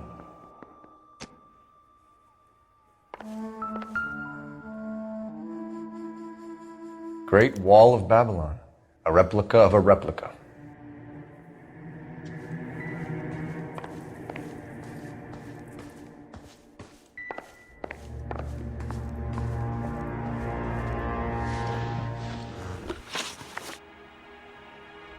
Those men, I think they work for Guy McAfee. Do you know the name? No. Why should I? June Ballard is married to Guy McAfee. Have you heard of her? That slut. She's been badgering my husband for days. Mrs. McAfee alleges that your husband tried to kill her and her friend last night. I think you should tell us what you know. My husband's a movie producer. This has something to do with his new picture. He doesn't include me in his business. June Ballard said she had a deal to be in his new picture. Mark repeatedly told her no. He had Joan Leslie lined up for the role. That's how he got the finance. June made all kinds of threats. She was very rude to me. You know June Ballard? We were both on the same picture a few years back. That's how I met my husband. Where can we find your husband, ma'am? He told me he would be on set. That's all I know. Either we find him or McAfee's people do, Mrs. Bishop. If you care for him, you should make sure that we find him first. I do care for him, but I don't really know where he'd go if he were in trouble. Hopgood might know. Why is your husband paying Lorna Hopgood $20,000? Lorna? Marlon's ex-wife? Are you sure? Your husband looks like he's being blackmailed. They obviously have something on him if he's prepared to kill to cover it up. Why is the payment going to Hopgood and not McAfee? Lorna works at a check-cashing place in Hollywood. You need to ask Hopgood why he needs that much money in cash. Your husband was at a casting yesterday with a young girl? Not that I know of. He told me he was looking at locations. The picture's been cast. Jessica remembered a mermaid. The mermaid on the front of the prop store. You better come clean with me. This is a sick town, Detective. Are you sure you really want to know? The truth is, my husband likes them young. And you think that's okay? I was 16 when I first met him. I thought he was a genius, a magician with film. I was 20 before I realized he was just a B-movie hack. But he's nothing compared to some of the monsters at these big studios. My guess is Ballard sacrificed her little friend. Happens to a lot of girls. Your husband is in trouble. It could go easier for him if you were more helpful, Mrs. Bishop. He's a big boy, Detective, and so are you. This is Hollywood. There's always a deal to be done.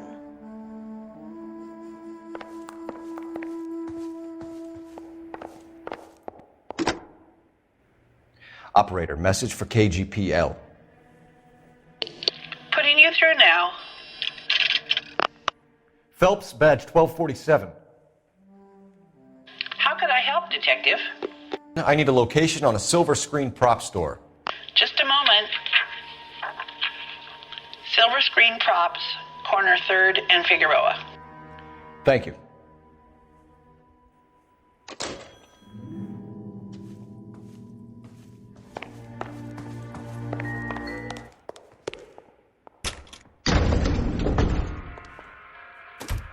An aging movie star, a wannabe starlet, and movie producer's wife. We're finally rubbing shoulders with the almost rich and famous. And from the stories they've given us, clearly none of them can act.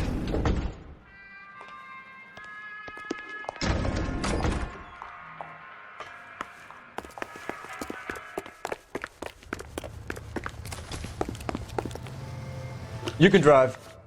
Where are we going?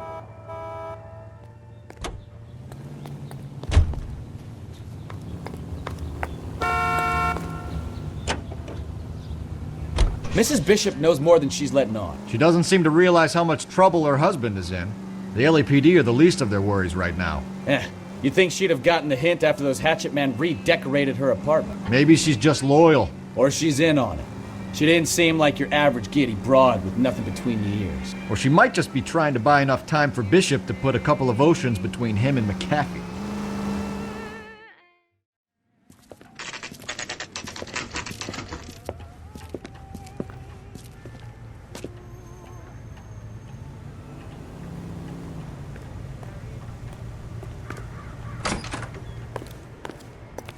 Phelps and Bekowsky, LAPD. We're investigating the attempted murder of June Ballard and Jessica Hamilton. Christ! I'm Marlon Hopgood. How can I help? You hold castings here? How'd you hear about that? I got a little soundstage out back. Lead the way.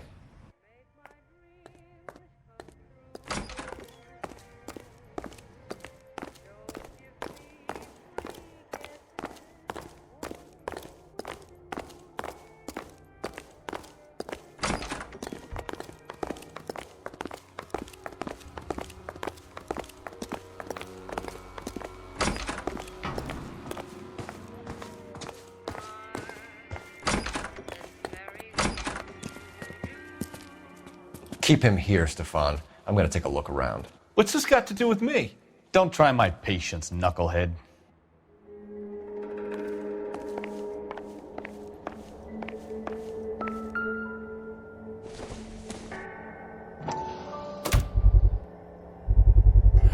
Doping a 15-year-old kid and abusing her in a screen test. What is wrong with these people?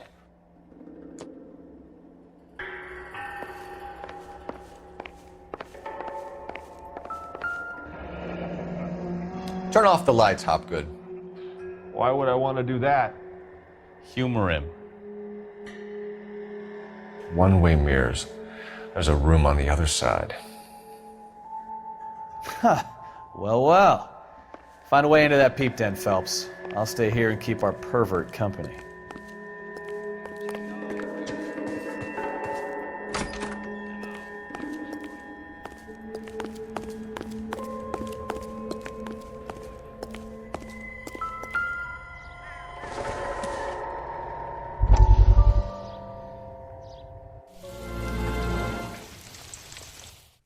Listen, I have to call you back. I got some business here. Sit down, Courtney. This is Mickey. Mickey, this is Courtney Sheldon. What would you like to drink? Scotch. Straight up. I hear you're back at school learning to be a doctor, kid. Yes. That's right, Mr. So Cohen. you want to be a doctor and a dope peddler. Interesting combination, huh? Do we have a problem, Mr. Cohen? We might have, yeah. Selling your dope to my boy Lenny looked like a good move, but Lenny has been supplying, wholesale, so to speak. The Bindle boys in this town aren't used to the juice without a little of the middleman taking his cut. Lenny promised that wouldn't happen, Mr. Cohen. And Lenny works for you. What can I say about Lenny? Let me think. Oh yeah, he's a putz. And he's lazy, and he's greedy, but he's my wife's brother. And how can you make a cake with those ingredients, huh? Yeesh. So how is that my problem, Mr. Cohen? Well, kid, the only way we're going to be able to make this work is to do some repackaging. We need to get the dope out of those dinky little cardboard boxes and... Surrettes. Yeah, Surrettes. Great. We can put it into a big vat so we can water it down a little bit. I won't bore you with the chemistry, but it doesn't work that way. You're likely to kill even more people. Okay, listen. We want to buy you out, kid. I'll offer you 50 grand. Hey! Hey! You don't like my offer?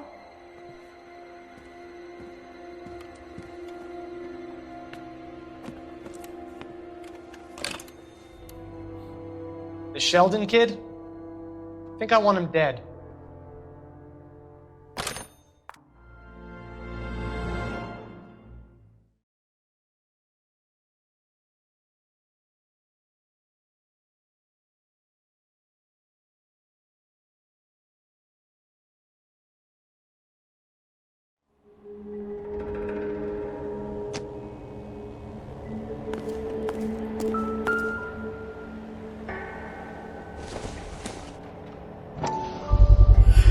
So this is where you sprang from.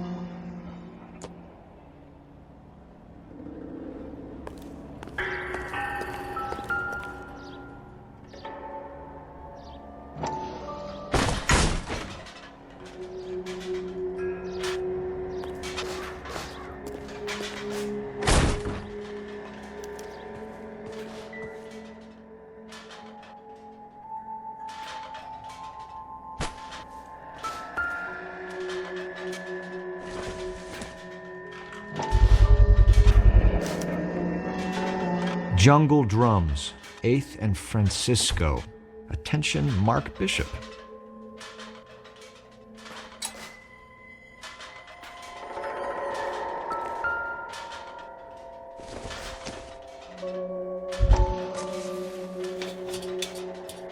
So what happened to the film of Hamilton's screen test?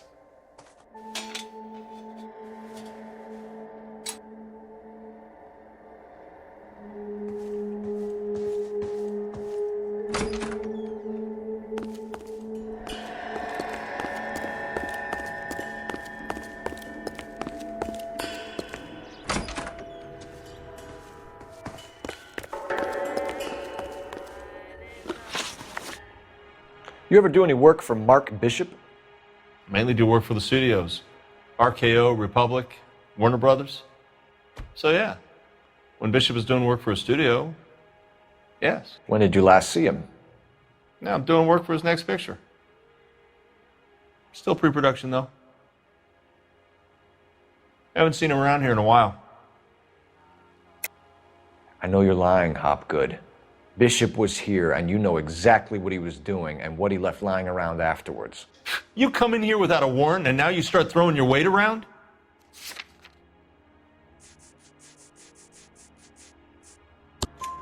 A 15-year-old girl told me how she was drugged and molested at a casting house. I found the chloral hydrate in your drinks cabinet. You give me something or I will break your fucking jaw, Hopgood. Bishop was here with June Ballard and the girl. A lot of producers and directors use this place. I'm not responsible for what goes on here. McAfee's men are looking for Bishop. We need to find him first. Any idea where he might have gone to ground? If he really tried to kill McAfee's wife, my advice to him would be to leave town. You're delivering props to Jungle Drums on 8th Street? Bishop is using that old rundown wreck of a set. That place is dangerous. But it might be a good spot to hide. What's the deal with you and June Ballard? Look, buddy, I make props. I hardly ever meet the talent unless it's something tailor-made for them, like a sword or something. You and Ballard are blackmailing Bishop. That's why he cracked. You got nothing on me. My hands are clean on this.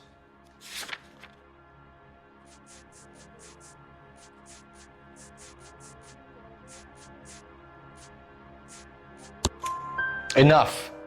I've been in your peep room, Hopgood. I've seen your smut pictures and the camera setup. You made a movie of Jessica. I found the canister. The deal is I get to sell the movies to burlesque houses and private collectors. These movie guys love seeing their cocks on screen. But part of the arrangement is I never film their faces. June had me film Bishop, and then she kept the movie for insurance.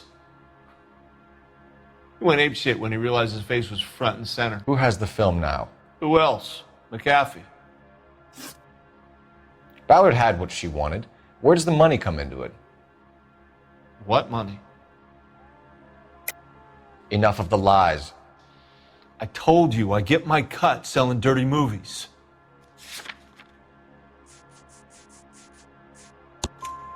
Your ex was getting 20 large from Bishop. If I wanted to skim 20 from Bishop, we'd do it through the movie budget.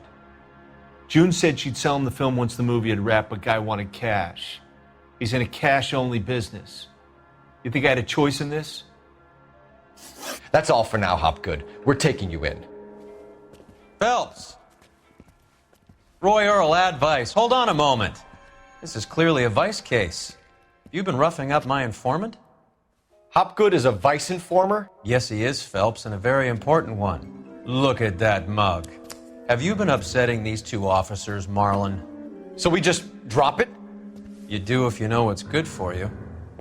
You need to catch the movie producer before an angry husband does, from what I'm hearing. I'll be making a full report to the captain, Detective. You do that, kid. We're all very impressed with you. Let it slide, Cole. Let's get out of here. Detectives. Johnny Goldberg. You work for Mickey C. That's right, detectives. You wouldn't happen to know the guys who roughed up Mrs. Bishop earlier today by any chance? No, not us.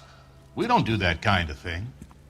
It's the husband we'd like to talk to. This is a police matter. You don't want to be taken in for obstruction of justice, do you, boys? You could try the obstruction rap, but it won't stick.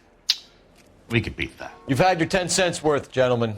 Bishop knows how the world works. Mrs. McAfee hits him up for a movie part. Happens every day. But Bishop takes it a step too far and tries to rub out Mrs. McAfee. Naturally, Guy is going to get upset. What made you think Bishop would be here? We figure he might be planning a little accident for Hopgood, too. Those two guys have got some unfinished business. You let us know if you find Bishop. Guy McAfee can be a very generous man. I'm only going to warn you once, gentlemen, to stay out of this. This is a police matter. We will be bringing Mark Bishop into custody. At least he's polite. Kind of dumb, but polite. But I'm a lot less polite, you smug son of a bitch. So let me put it in ruder terms that even a pair of blockheads like you might understand. The only reason that you don't have bars on your windows already is because you're small fry. And we don't waste our time on small fry. You stay away from Bishop, and you stay away from me. Is that clear enough for you, asshole? Now run along back to your boss so we can pat you on the head and tell you what good boys you are.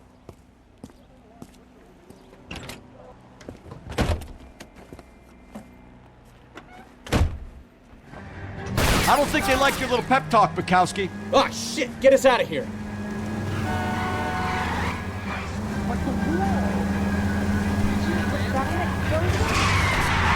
I need to be closer, Cole! They really don't want anybody getting to Bishop before they do.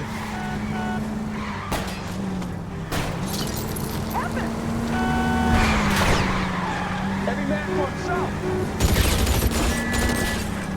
I'll try for the tires. Keep your foot down.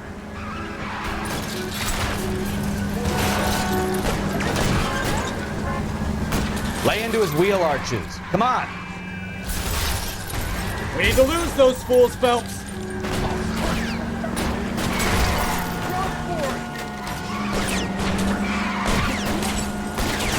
I can't take the shot from here, Cole.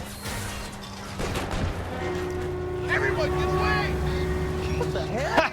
Let's see him chase us now. Onto the movie set, Phelps. Let's roll. Oh, Christ. When they say working traffic is like watching paint dry. You know how to piss people off. If they're prepared to gun down cops in broad daylight, McAfee really means business. Seems like we're the only ones who want Bishop alive. I have a good mind just to let him go work on the son of a bitch. I'm about done putting my life on the line to protect some child. Now look what you've done!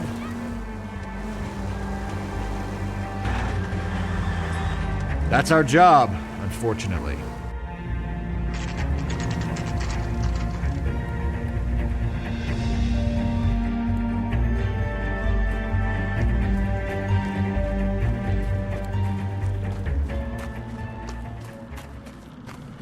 There's the slippery bastard now. No. God damn it! Mark Bishop, stop! LAPD! Get him, Phelps. I'll cover the exit. 11K calling KGPL, requesting assistance at 8th and Francisco, the abandoned movie set. My partner is pursuing suspect on foot. Code 3, KGPL. We're trying to help you, Bishop. This is all a big mistake.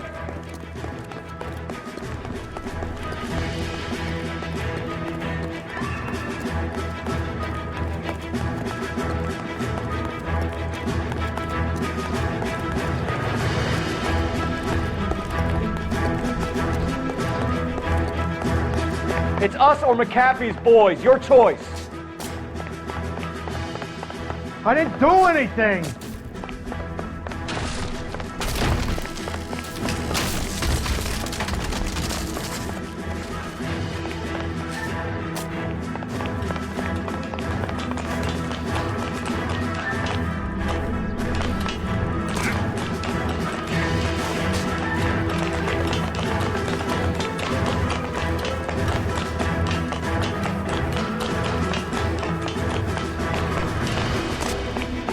Bishop, that's enough. That girl made it all up.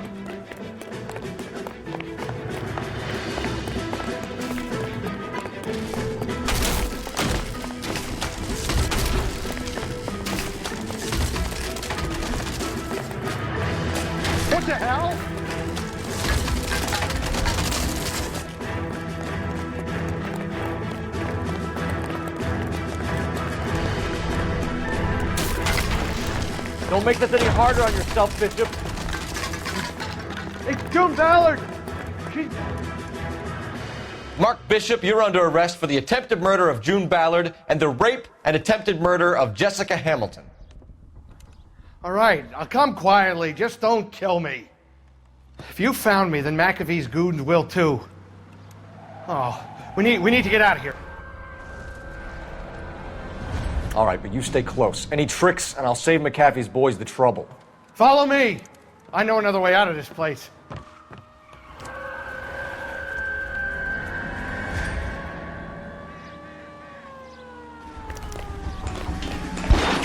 Christ, Detective, they're trying to kill me!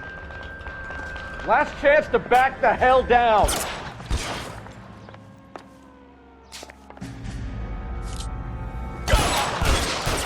Ow! It's this way.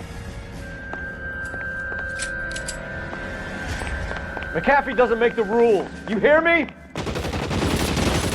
Kill them, for God's sake! I don't want to die! There's no way out of here. I thought you said you knew where you were going. We have to jump for it. LAPD, you're making a big mistake.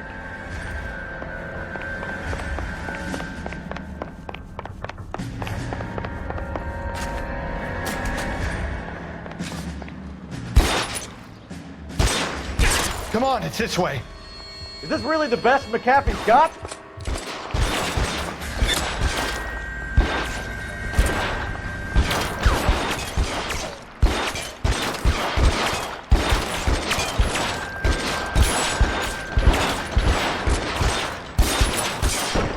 God, they're everywhere.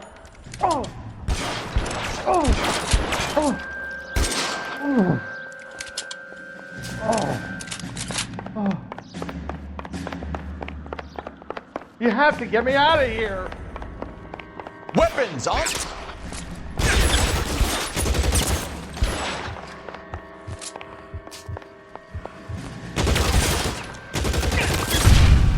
is insanity.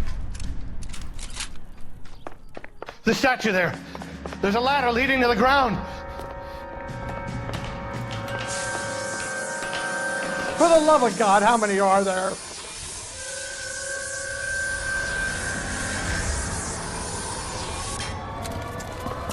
Get him over here, I'll cover you! Come on, the cavalry's here!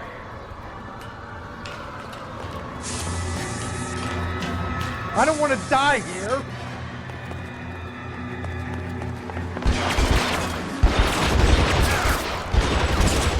Those barrels at the base of the elephant column.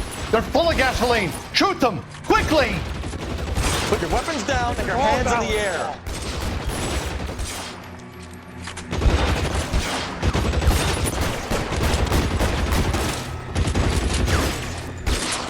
You're covered, Phelps! There's an army of them.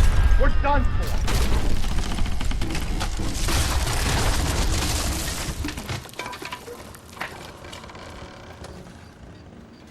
Follow me. We need to get him to the car.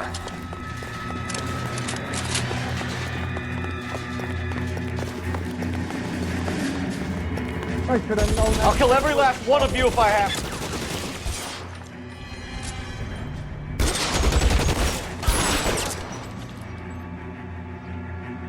There!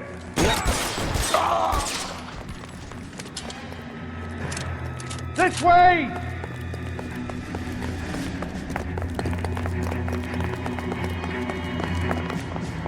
Get him to the car. I can cover you from here.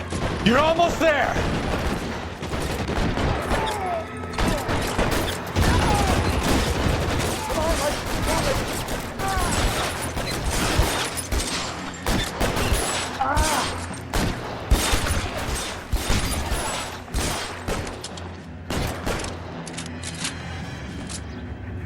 Let's go! Stay with me!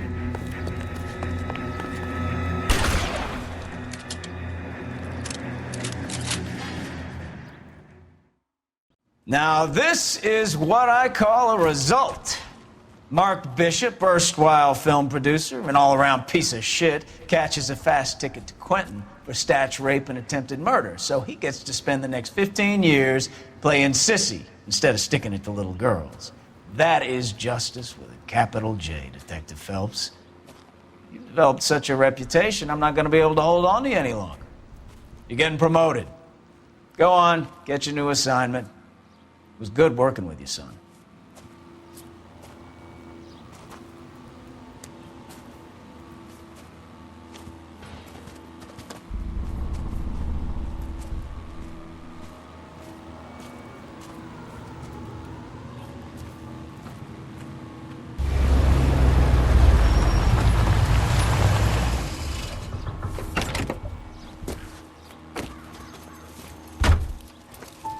Phelps, Bekowsky, this your work? Can I help you, Detective? Sorry, Cap. Didn't see you there. Yeah, I'll bet you didn't. This is a traffic case. You need something? I'm here to buy a drink for the 2 LAPD traffic cops who broke the back of Guy McAfee's private army. You don't have a problem with that, do you, Captain? Go right ahead. Get in. I'm buying.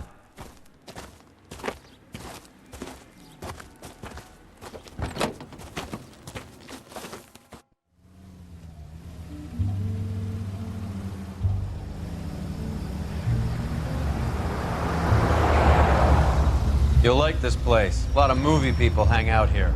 You like jazz, Cole? The hopheads love it. Sure, I guess. Big bands and swing I can understand, but this bebop palaver? How are you supposed to dance to that? This is Phelps, Leroy. Be nice to him. You'll like this place. They treat you right. Would you like a table, Roy? What do you think we want to do? Stand at the bar like I'll chumps? get a table ready for you then. Don't look so happy to see me, Alphonse. I might get the wrong impression. Cole, this is Alphonse. He's a French Negro from Africa. Can you beat that? The Congo. A pleasure to meet you, Alphonse. Is Elsa singing tonight? Yes, she is. She has the next set. Come on, Cole. You can meet Elsa while they're fixing us a table. You'll like her. She's something else. Maybe another night, Roy. She's pretty beat up about it. Get your hands off me. Don't ever tell me what to do or what not to do, Alphonse. You got a nice club here. Don't spoil it. If you will follow me, detectives. Just through the door. He was my only real friend, Harlan. We went through it all. Do you realize what he meant to me? Of course I do. You have no idea. You said it was construction work. It was an industrial accident, Elsa. How can I be held responsible? Elsa, are you going on? Louis, for God's sake, he was my best friend. The only man who ever loved me without putting his hands on me. Hi, Elsa. Here's someone I'd like you to meet. Cole Phelps, war hero and crime fighter extraordinaire. And why would I want to meet another fascist from the LAPD? Sorry about this, Cole. What an evening I'm having. First a Negro puts his hands on me, and then this. Who do you think you're talking to, you German junkie whore? Don't you ever forget your place with me again. Do you hear me? Evening, Doc. How's business? Sanguine. Louis, help me here. I'm gonna have to give her something before her performance. Blow it off, Cole. These artsy-fartsy types always get a little flighty. Meet Dr. Harlan Fontaine, doctor to the stars. Mr. Fix-It to the mental wreckage of Hollywood. So what about that drink, boys?